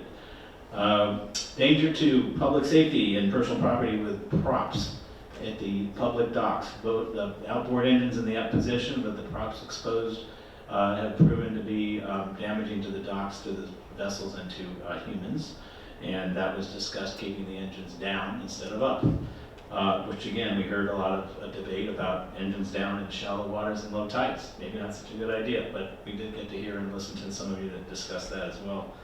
And then lastly, we talked about liveaboards and what's the definition of a principal residence for liveaboards, and the dates and timelines were brought up, thinking of things like if you're on a mooring, it should be no less than 243 days. If you're at a marina, 180. And we would allow sub-permittees to be on a liveaboard permit for up to 30 days. That's the top 13 items that came up. We're going to reconvene with our committee. We'll kind of review those again before we send them all to the commission for final review and approval, and then those are the items that then will get reviewed by the commission and sent to city council. So, thanks again for my committee members that were available to be at the meeting on Monday, and to members of the public. Thank you very much. Thank you. That's a great update. It looks like a lot of progress was made. With respect to your last comment, what do you think the timing is to go back and look at that and come back to? We would like to get it, we wanted to get into the November commit meeting, which we did, just to have it so it's be available for agendizing either on December or January. Okay. I think we can collect comments now that we've heard public feedback and be able to provide a fully vetted review with comments back to the commission. So likely it'll be January. Do you feel that the public outreach, the stakeholder meeting, that one meeting itself was adequate to get the feedback that you need relative to the items? And you don't? Yep, I really do believe we covered a lot of ground, and as Adam, as you mentioned, we had a lot of back and forth, a lot of interesting input. There didn't seem to be any items hanging that would really take another round of public comments to really understand it. Again, not too much controversy here, just cleanup items for the most part. So I think we're pretty good with the one stakeholder meeting. Great, thank you for the update. Any comments, Commissioner Miller? I just wanted to thank I know several of you were there, your input was great. Things I learned about, king tides when motors are down, because I was the first person to say, well, of course you want to keep your, you don't want your motor in the sand, but king tides brought attention to that. So the input and the ideas were great, thank you for that. And I called it a Kaizen event, Adam. We really got to do a CPI on it and get it squared away. So your input was great. And we look forward to getting done in post-haste, right? 2 weeks or so, we'll get our initial meeting done and then hopefully have to you guys by the next meeting.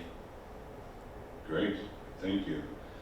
Commissioner Scully, any comments? No, sounds like great work. Yeah, I have no comments. I'll open it to the public for any public comments at this time. Mr. Chair, did you want to go through all the objectives? I'm sorry? Did you want to get through all of the objectives and then take public comment? Well, normally I would, but because this was just such a public outreach, I see they were getting antsy. I don't mind opening up the public comment right now. So, Yeah, please. I just wanted to mention that I think Commissioner Yan was a little too modest when he estimated the attendance at 20 people. I believe I counted, maybe I miscounted, I thought there were more like 40 people there at the peak, and which is a very good turnout based on what you see here tonight at a public meeting, and a fairly high percentage of the 40 people actually spoke and contributed during the meeting, which is unusual. So it was not just Adam, it was many different people. Thank you. Thank you.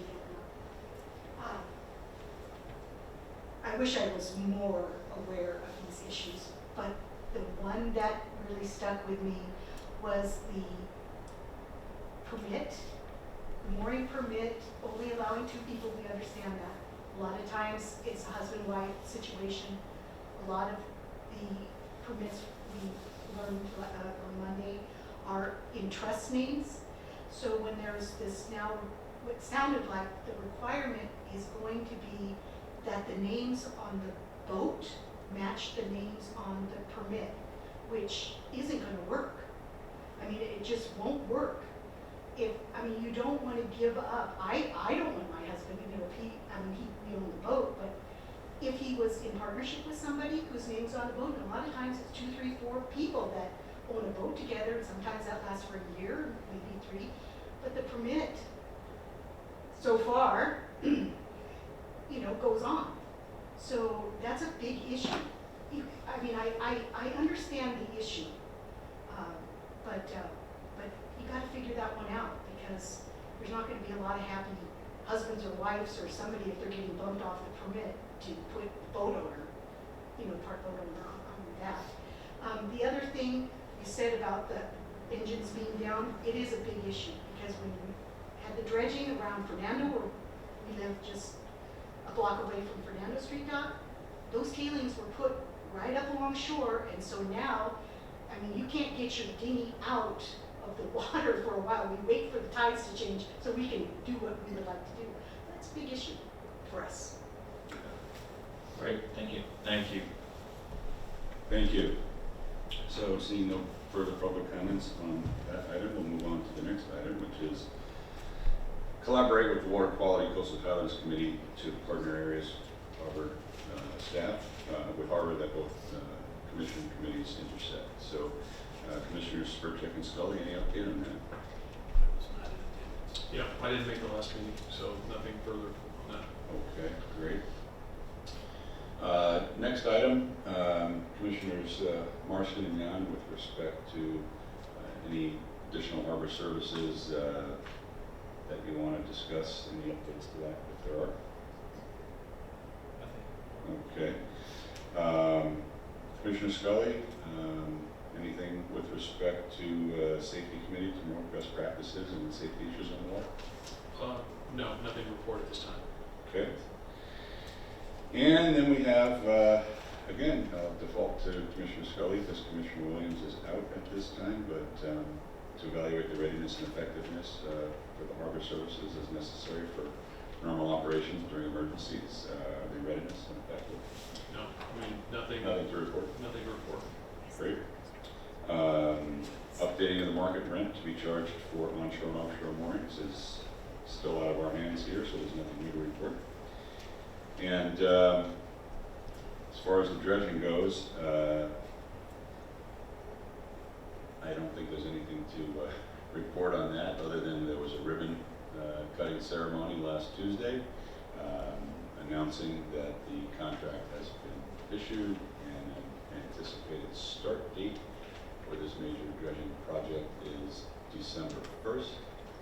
And super exciting, 13 years in the making to finally come to this point, with the help of a lot of people, really, including our Public Works Manager, Chris Miller, who's out here, and others, as well as former Commissioner Cunningham, Paul Blank, and others. It's been an incredible journey and success to get to this point.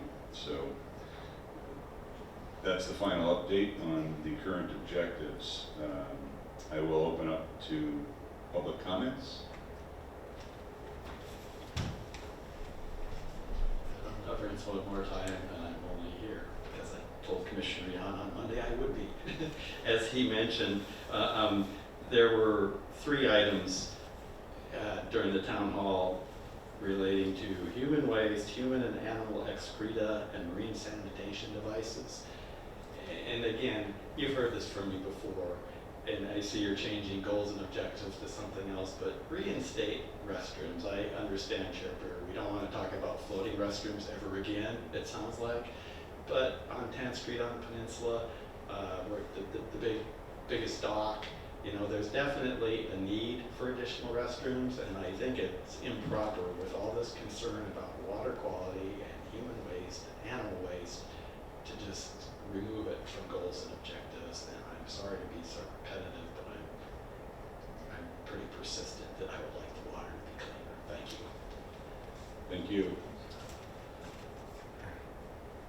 Seeing no additional public comments, this is a receive and file item, so we're going to move on to the much anticipated Harbor Master update.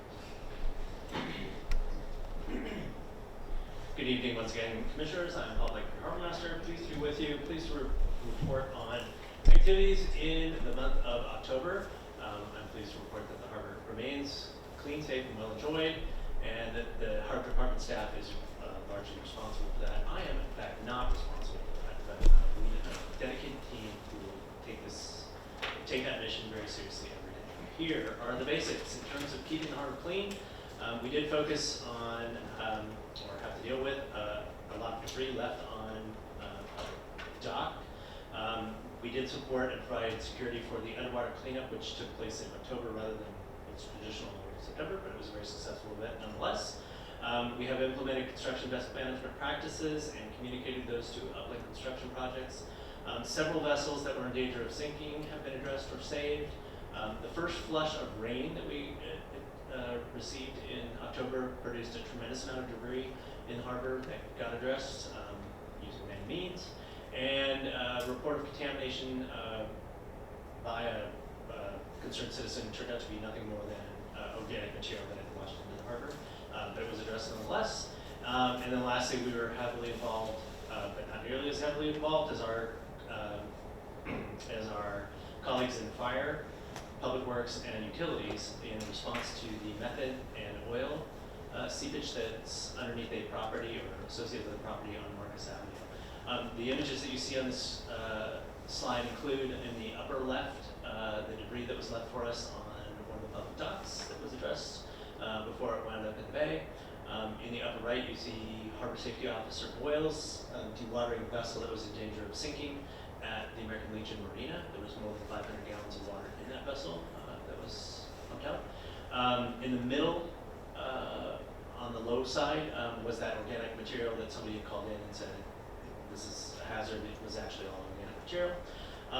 In the lower left, you see our response that included both containment and absorbent booms at the property on Marcus Avenue, trying to contain any oil and methane that would have leaked into the harbor. I'm pleased to report that at this point that nothing has seeped from the upland property into the harbor.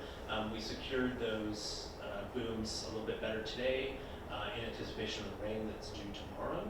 And I will tell you that the storm drain that's on that property has been shut off. So anything, whatever runoff results from the rain that is anticipated tomorrow will not run off into the bay. It will run off into the sewer system. On the right-hand side, in the lower section, is the other major vessel that we responded to with significant resources in the month of October. That vessel was brought into the harbor in an inoperable condition. We had several conversations with the former occupant and responsible party. It has become a huge issue for us. It has become a huge resource hog for us. I'm pleased to report that today the vessel is stabilized and in our custody. We have declared it marine debris and will have it destroyed just as quickly as we can.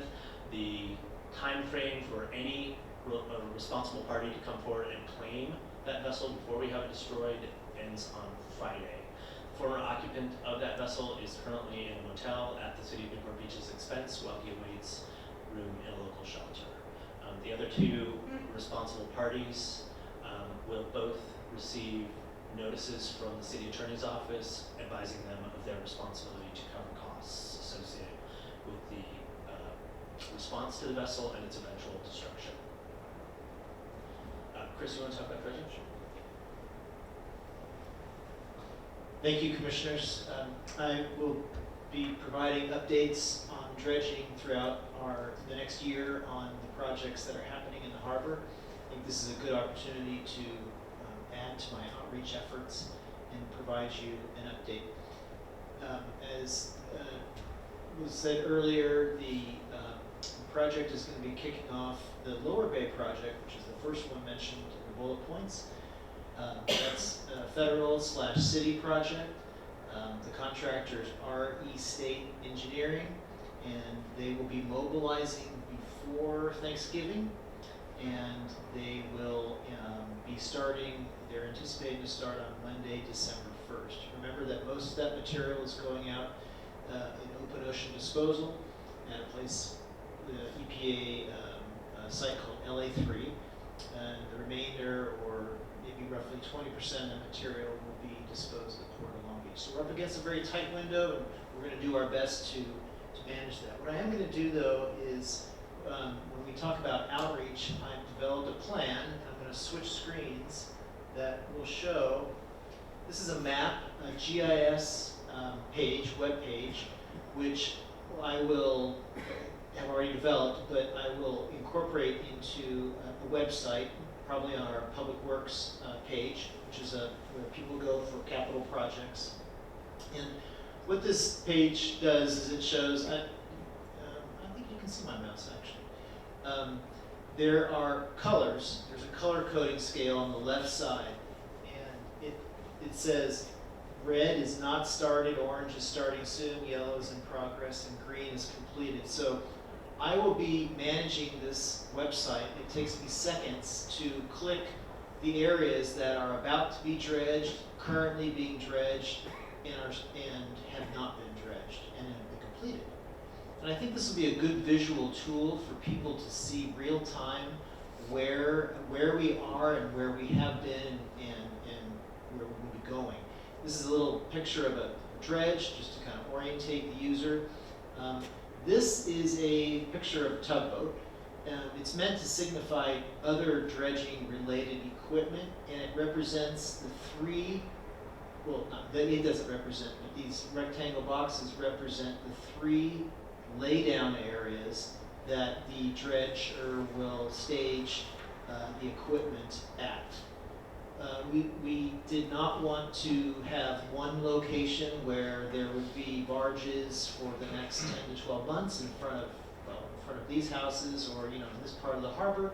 So we are going to rotate on every couple months and go throughout the harbor. But I thought this would be a good tool. We have an extensive outreach email distribution list that I will send hopefully regular updates to, or maybe pointing people to this website. But if you have any questions, or if people ask you what the status is of the project, please direct them to this website, and I'll have it up and running here probably by maybe next week is what I'm hoping for. The second project is Balboa Yacht Basin dredging, which I will click up here, and I'm doing the exact same thing with the Balboa Yacht Basin dredging. So that's a more focused dredging project, city related, and we are. This is the outline of where we're dredging. I've color coded this orange as being starting soon. So we're going to be starting in this fairway, and then going to this fairway, and so on and so forth. This is the laydown area, which is going to be in the D mooring field. I'm working with Harbor Department staff to work with these mooring permittees. The dredger needs to put his barge here so he can A, get out of the marina during the weekend, and B, to stay, and then also to stay clear of and keep the channel navigable. So Harbor Department staff is working with these mooring permittees. We'll relocate them, no charge, somewhere else, hopefully locally right here, so that they can still enjoy their moorings and so on and so forth. And then when the project is done, by the end of January, early February, we'll put everybody back. And so we appreciate their concerns. Coordinating with this project and making sure that the fairways are free and clear is no easy task, but I'm working on that right now, and it just takes a lot of coordination. This area right here is a laydown area for their 2 scows. So the idea is that they'll dredge, put a scow here, they'll dredge, fill up the second scow, put it here, and then sometime during the evening hours or night, they will tow both of those scows out to the port of Long Beach, and then they'll return here. We are coordinating and making sure that both projects are not in compliance, but they are parade friendly, and we will make sure that all the material or all the equipment is tucked away. We won't be storing any scows at this temporary mooring location during the boat parade hours. And then lastly, the hours of operation on this project will be Monday through Friday, normal business hours or working daylight hours, and then they will get out of the marina on Friday nights and let folks who want to use their boats freely use them on the weekends. We're fortunate enough to be doing this during the dead of winter, absent of the boat parade, and so that's when people are expected to use their boats on places. And the third project is not a city project, but it is coordinating with the Linda Isle folks. Linda Isle, I'm just letting the Harbor Commission know for general awareness, the same contractor who's dredging the Balboa Yacht Basin will be, the day that they finish the Balboa Yacht Basin project, they will head over and dredge the inner lagoon of Linda Isle and about 26 residential docks, both on the inside of Linda Isle and the outside. So the point is, we'll be seeing a lot of dredging equipment, and I'm going to publicize these 3 projects as long as they go on every month, and happy to answer any questions. But I hope this information is helpful, and I hope the outreach efforts on the website will be helpful to the public. Thank you, Chris. Any questions from commissioners? On the are all the residents dredging or just selectively? Just 26 residents selectively dredging, yes. Thanks. Commissioner Scully? Commissioner Marsden? Commissioner Yott? Yeah, on the other dredge projects, the Basin and Linda Isle, unsuitable material, has there been the discovery of unsuitable material and or the disposal in the Port of Long Beach as a result of those projects? Yes, so the Balboa Yacht Base, 100% of the material is going to the Port of Long Beach. That's why that's why we hurried up and quickly got this permitted and put out to bid and awarded, because this is our opportunity in the immediate and near-term future, maybe even long-term future. Linda Isle, fortunately for them, all of their material is clean and suitable to be disposed at LA3. Great. And I guess from a timing perspective, the major dredge, Lower Bay dredge project is scheduled to end on how far out is that?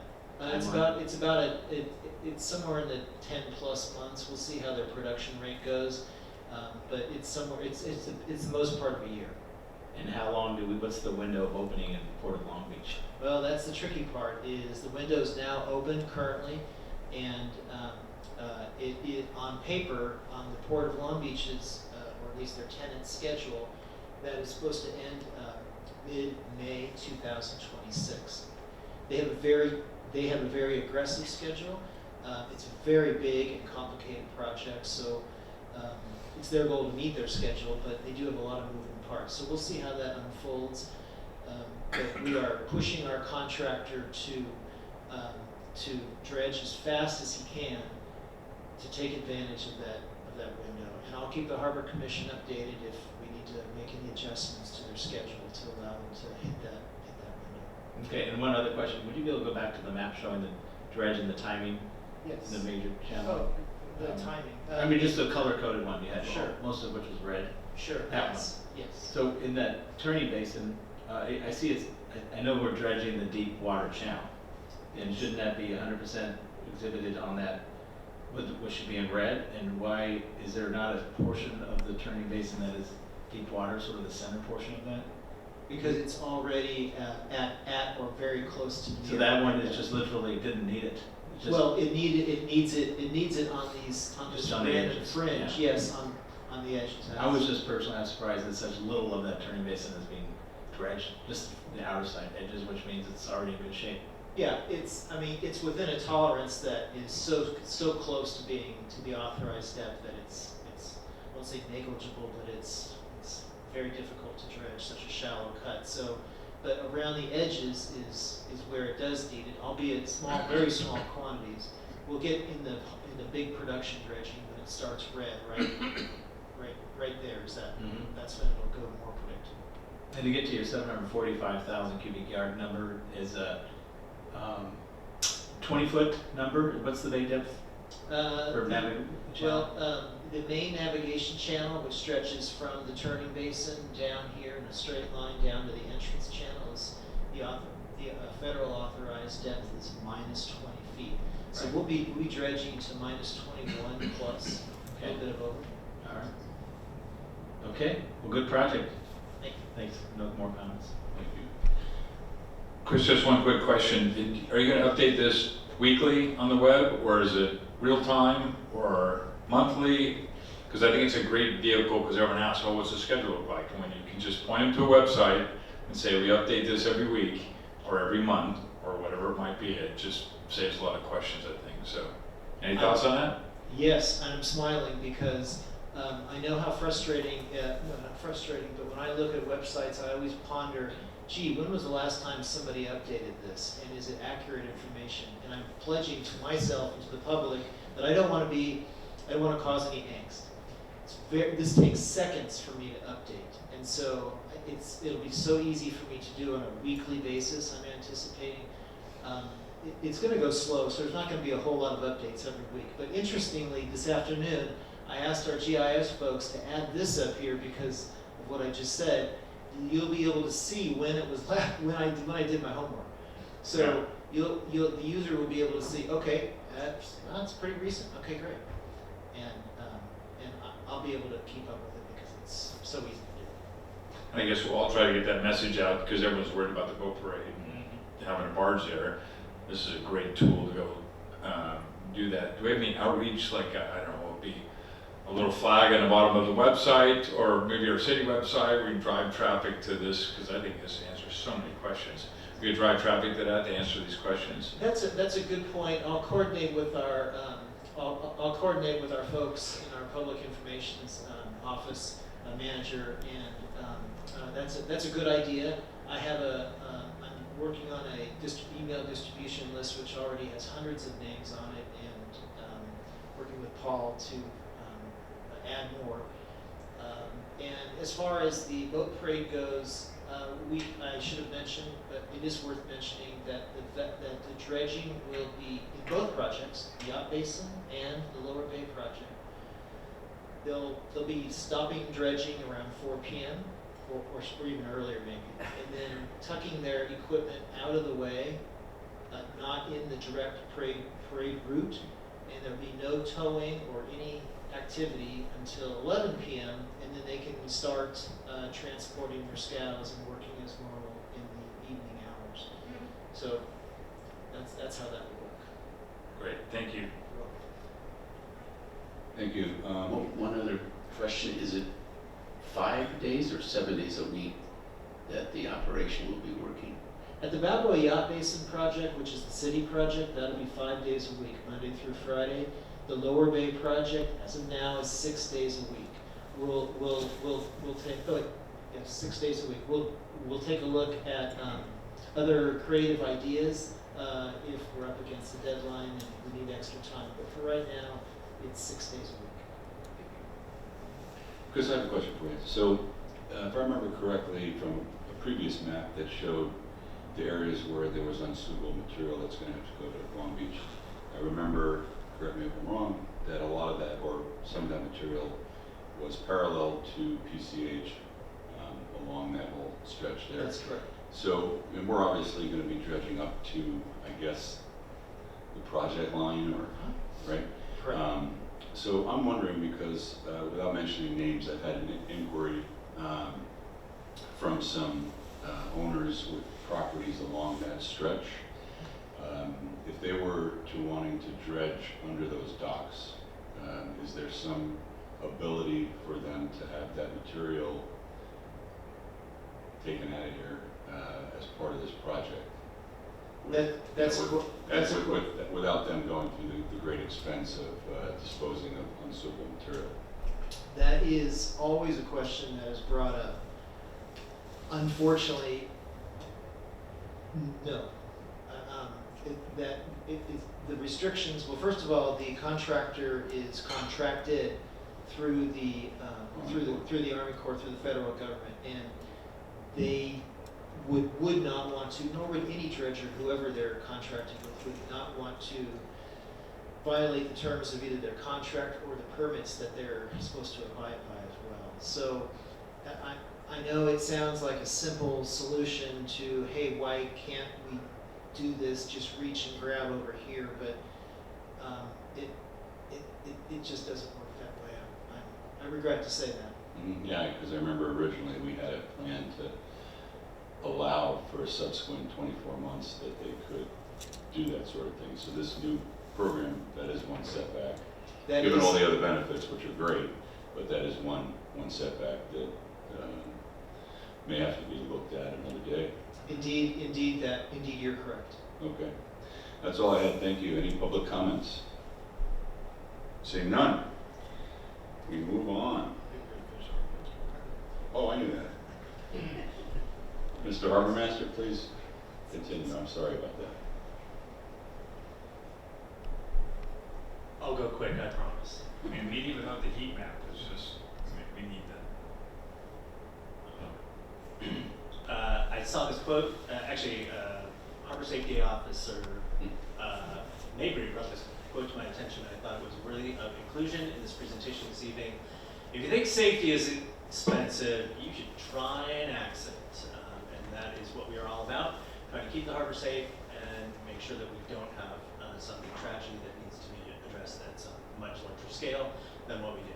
In terms of the specific activities, all of the harbor safety officers, the entire staff receive recertification or new certification on CPR, AED, and first aid training.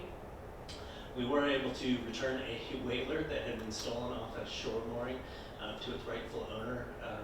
The perpetrators of that theft did not know how to properly operate the vessel, so it was abandoned very quickly after it was stolen. We did rescue a man overboard in the A field and felt very good about that. He also expressed his appreciation for our efforts in that regard. Based on reports from various residents nearby, we conducted an extensive investigation about dock lighting or lighting on a newly constructed dock. So far, we have not found a violation of their permit or any code or standard that is used in harbor development. So that dock is going to stay lit as it is. And we provided security zones for the underwater cleanup, for an event for the visually impaired at the American Legion, and for the Newport Beach Film Festival. And lastly, we had a very interesting experience with a private party impound that was claimed by the Department of Homeland Security as part of an investigation that they were conducting. So we were happy to collaborate with them and hand over that impound. The images you see there, the top image is of us getting our CPR training. The two images on the right-hand side are both of that dock that received comments of concern. But I myself was part of the investigation on a Saturday night with no other lighting, ambient lighting, and found no degradation of ability to navigate in the area. And then lastly, Scarlett Johansson waved hello to a number of the harbor safety officers that were providing a security periphery at the film festival gala. All right, in terms of keeping the harbor well enjoyed, we did receive a nice note from a mariner who we supported in very trying circumstances. It was 3 generations of a family that needed a day of recreation on the water and experienced some difficulty with their vessel, and we happened to be there and happened to rescue them. And the middle generation of that family was very, very appreciative of our ability, our availability, and especially the approach to the rescue that we took. We have had some additional collaboration with the Coast Guard Enforcement Division up in Long Beach, and that will continue, especially as it relates to unpermitted charters. And lastly, we were able to rescue and replace one of the East Anchorage boundary buoys that was, as I say, captured by a local mariner. You see images of it there underneath the swim step. I was frankly astounded by the fact that that boat could continue to transit after it had wrapped the chain ground tackle around one of its propellers. Wow. But they were successful at getting the boat back to their slip. We came by several hours later and recognized that was our missing buoy. Some odds and ends, and I'm going to start with the third point first. Code Enforcement Officer Jeffrey Goldfarb was named by the California Association of Code Enforcement Officers Code Enforcement Officer of the Year in the state of California in the month of October. It was a great privilege to be able to nominate him, go through the whole, and it's a very extensive process. They don't just hand that thing out. We had to be interviewed. There was an extensive amount of documentation that was required, but of the 550 eligible nominees, our Jeffrey Goldfarb was the recipient of the award this year. We're very proud of him. He was able to get up to Sacramento to receive his award October 28th. I'm also pleased to report that mooring permit transfer applications are now online in the same system as all the other harbor event permitting, and so that streamlines things, makes it much easier for permittees who want to transfer their mooring and want to have one transferred into their name. It can all be done online, and there is no longer a requirement for a notarized signature, a big improvement for all.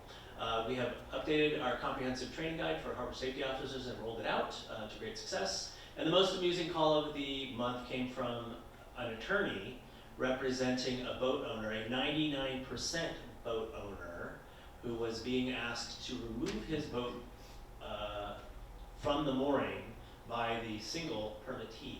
So the permittee is listed in their agreement as a 1% owner of the boat, but the permittee is the only name on the permit, and the attorney representing the 99% boat owner was aghast and very frustrated by the fact that his client, the 99% owner of the boat, had no rights and no options for continuing to make use of that mooring.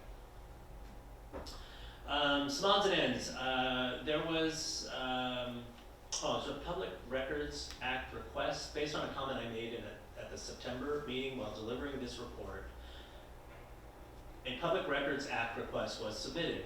Because it is a verbal report and there was no record associated, there were no physical records, either notes, electronic records, or anything else associated with the comment that I had made that was referenced in the request, there was no responsiveness. There was nothing I could do to respond to that request, other than answer it directly, and to have done so would have set a precedent that is undesirable by the city in terms of the requirement of city staff to respond to members of the public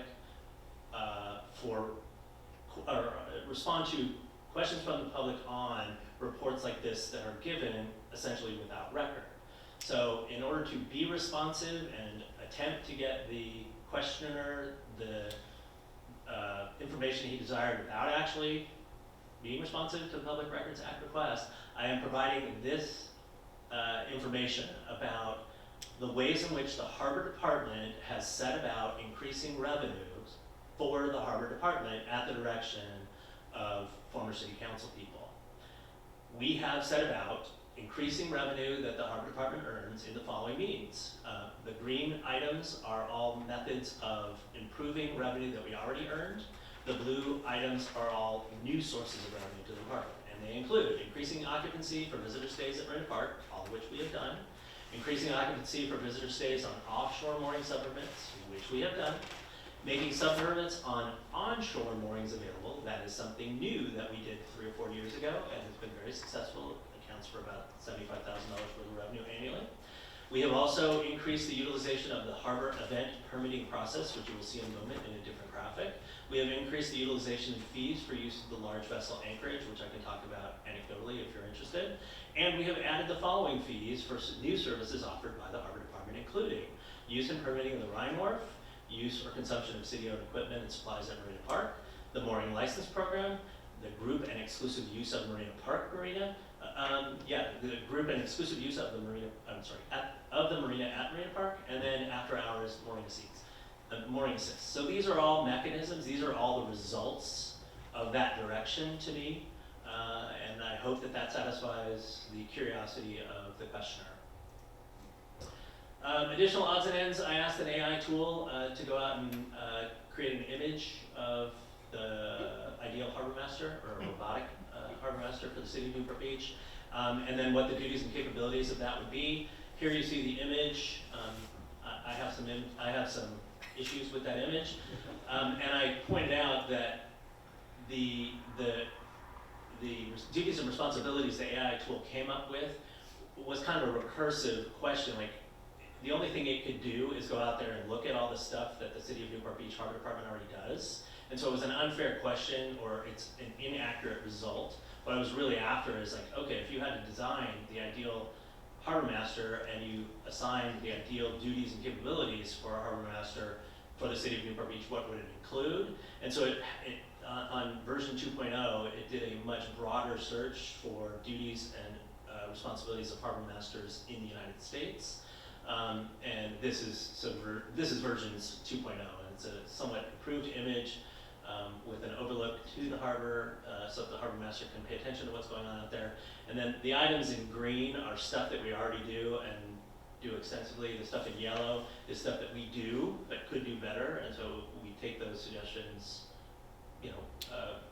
seriously, and we will try and do better in those areas. And there's only 2 items on the list of assigned duties and capabilities that the AI tool thought we should have that we don't do and we're not going to do, which is traffic control on the harbor and human in the loop control. So I'm pleased to report that we use our technology tools effectively, and that our technology tools recognize what we do is effective. Commissioner Miller, your favorite graph. Here is the distribution and heat map of our calls for service in the month of October. It was exactly 2,100 calls for service, which is consistent with our monthly average. We're back to a level that is sustainable, and we did a pretty good job of covering the harbor. This is the harbor amenity map usage, and our curve in 2025 matches closely with previous years, so we're pleased about that. Here is the productivity of permit issuance in harbor through October 31st, 79 harbor event permits, 32 Rhine Wharf permits, and 57 marine activity permits. That compares to last year, where there were only 54 harbor event permits. There were more Rhine Wharf use permits, but again, I remind you those were mostly consumed by the boat show, and they found other mechanisms. Last year, using this tool, there were only 4 marine activities permits issued. There were lots more marine activities permits issued in 2024, just not through this tool. I also point out to you that there are other dispositions for permit applications. We do not approve everything that comes our way. In terms of harbor event permits, 7 were denied this year, 4 have been canceled, and 2 are pending at this moment. And pending means The applicant has not paid their fee for the application yet. In terms of Ryan Wharf, it's 32-1-5, and then marine activities permits, we've issued 57, there are 6 in progress, and 2 were withdrawn. And lastly, here is the graphic of the free public anchorage use in the month of October. It still had heavy use. There was not a single day that went by that left the boat vacant. The red bars, I will remind you, are vessels enjoying the anchorages that did not get dye tabbed. The green ones are vessels that were dye tabbed.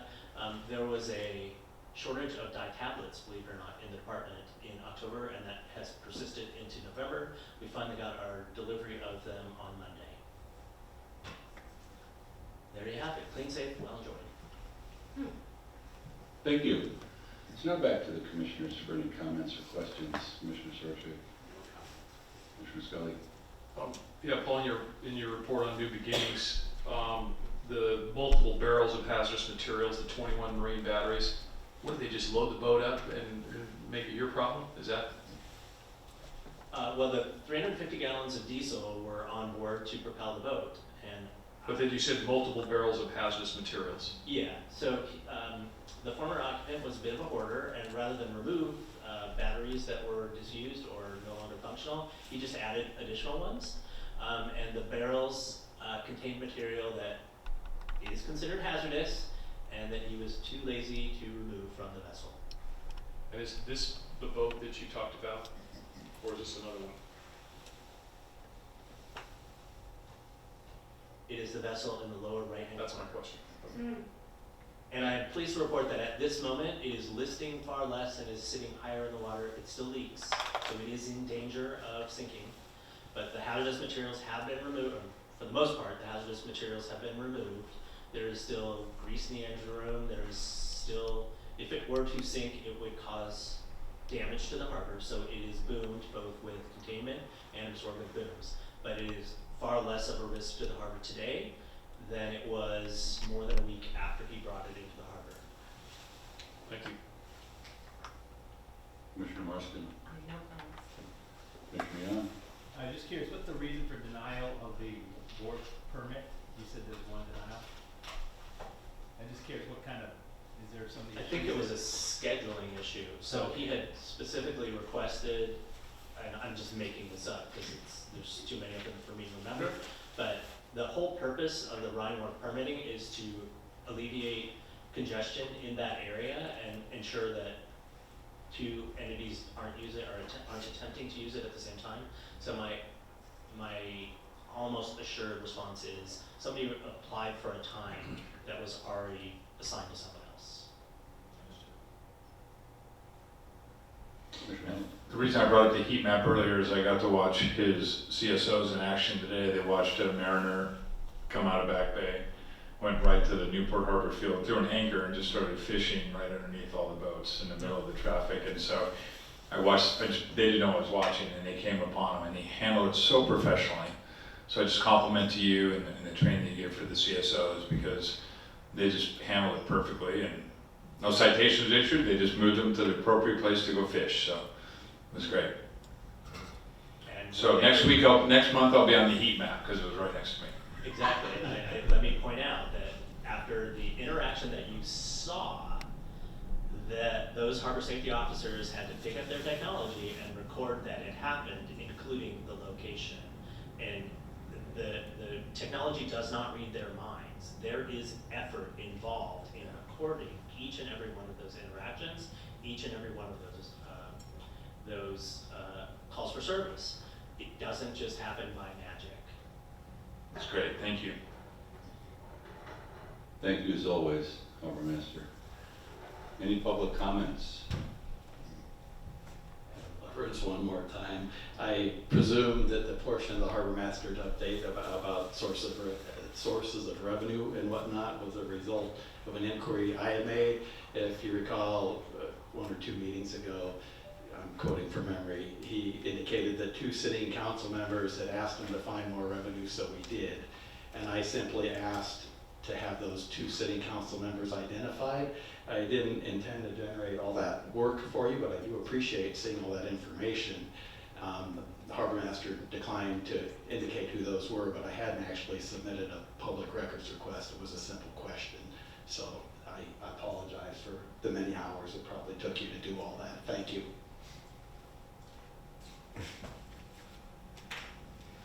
Any additional public comments? As you can see, we take all public comments very seriously, and appreciate your understanding of that in the future. We will move on. No action here. And next item. Is any motion for reconsideration, and a motion to reconsider any action taken by the Harbor Commission must be made at the time of the meeting or the subsequent meeting at which the action is taken, and may only be made by one of the Harbor Commission members who voted with the prevailing side. Do we have any motions for reconsideration on the dais here? No. Seeing none, moving on. Commissioner announcements. Any announcements by commissioners at this time? Commissioner Miller? None from me. Jan? No. Nope, I've already announced the ribbon cutting. I think someone else did as well, so that's taken care of. So moving on, are there any matters which commissioners would like placed on a future agenda for discussion, action, or report? Looking down the Not at this time for me.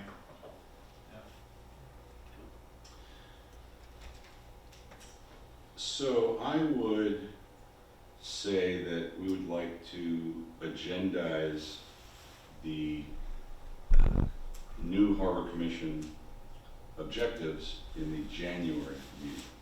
So in case December is canceled due to a very empty schedule, which seems to often happen in December, I'd like to make sure that that's posted for January. The date and time for the next meeting is Wednesday, December 10th, notwithstanding what I just mentioned. And we are currently adjourned. Thank you all for attending and for your comments.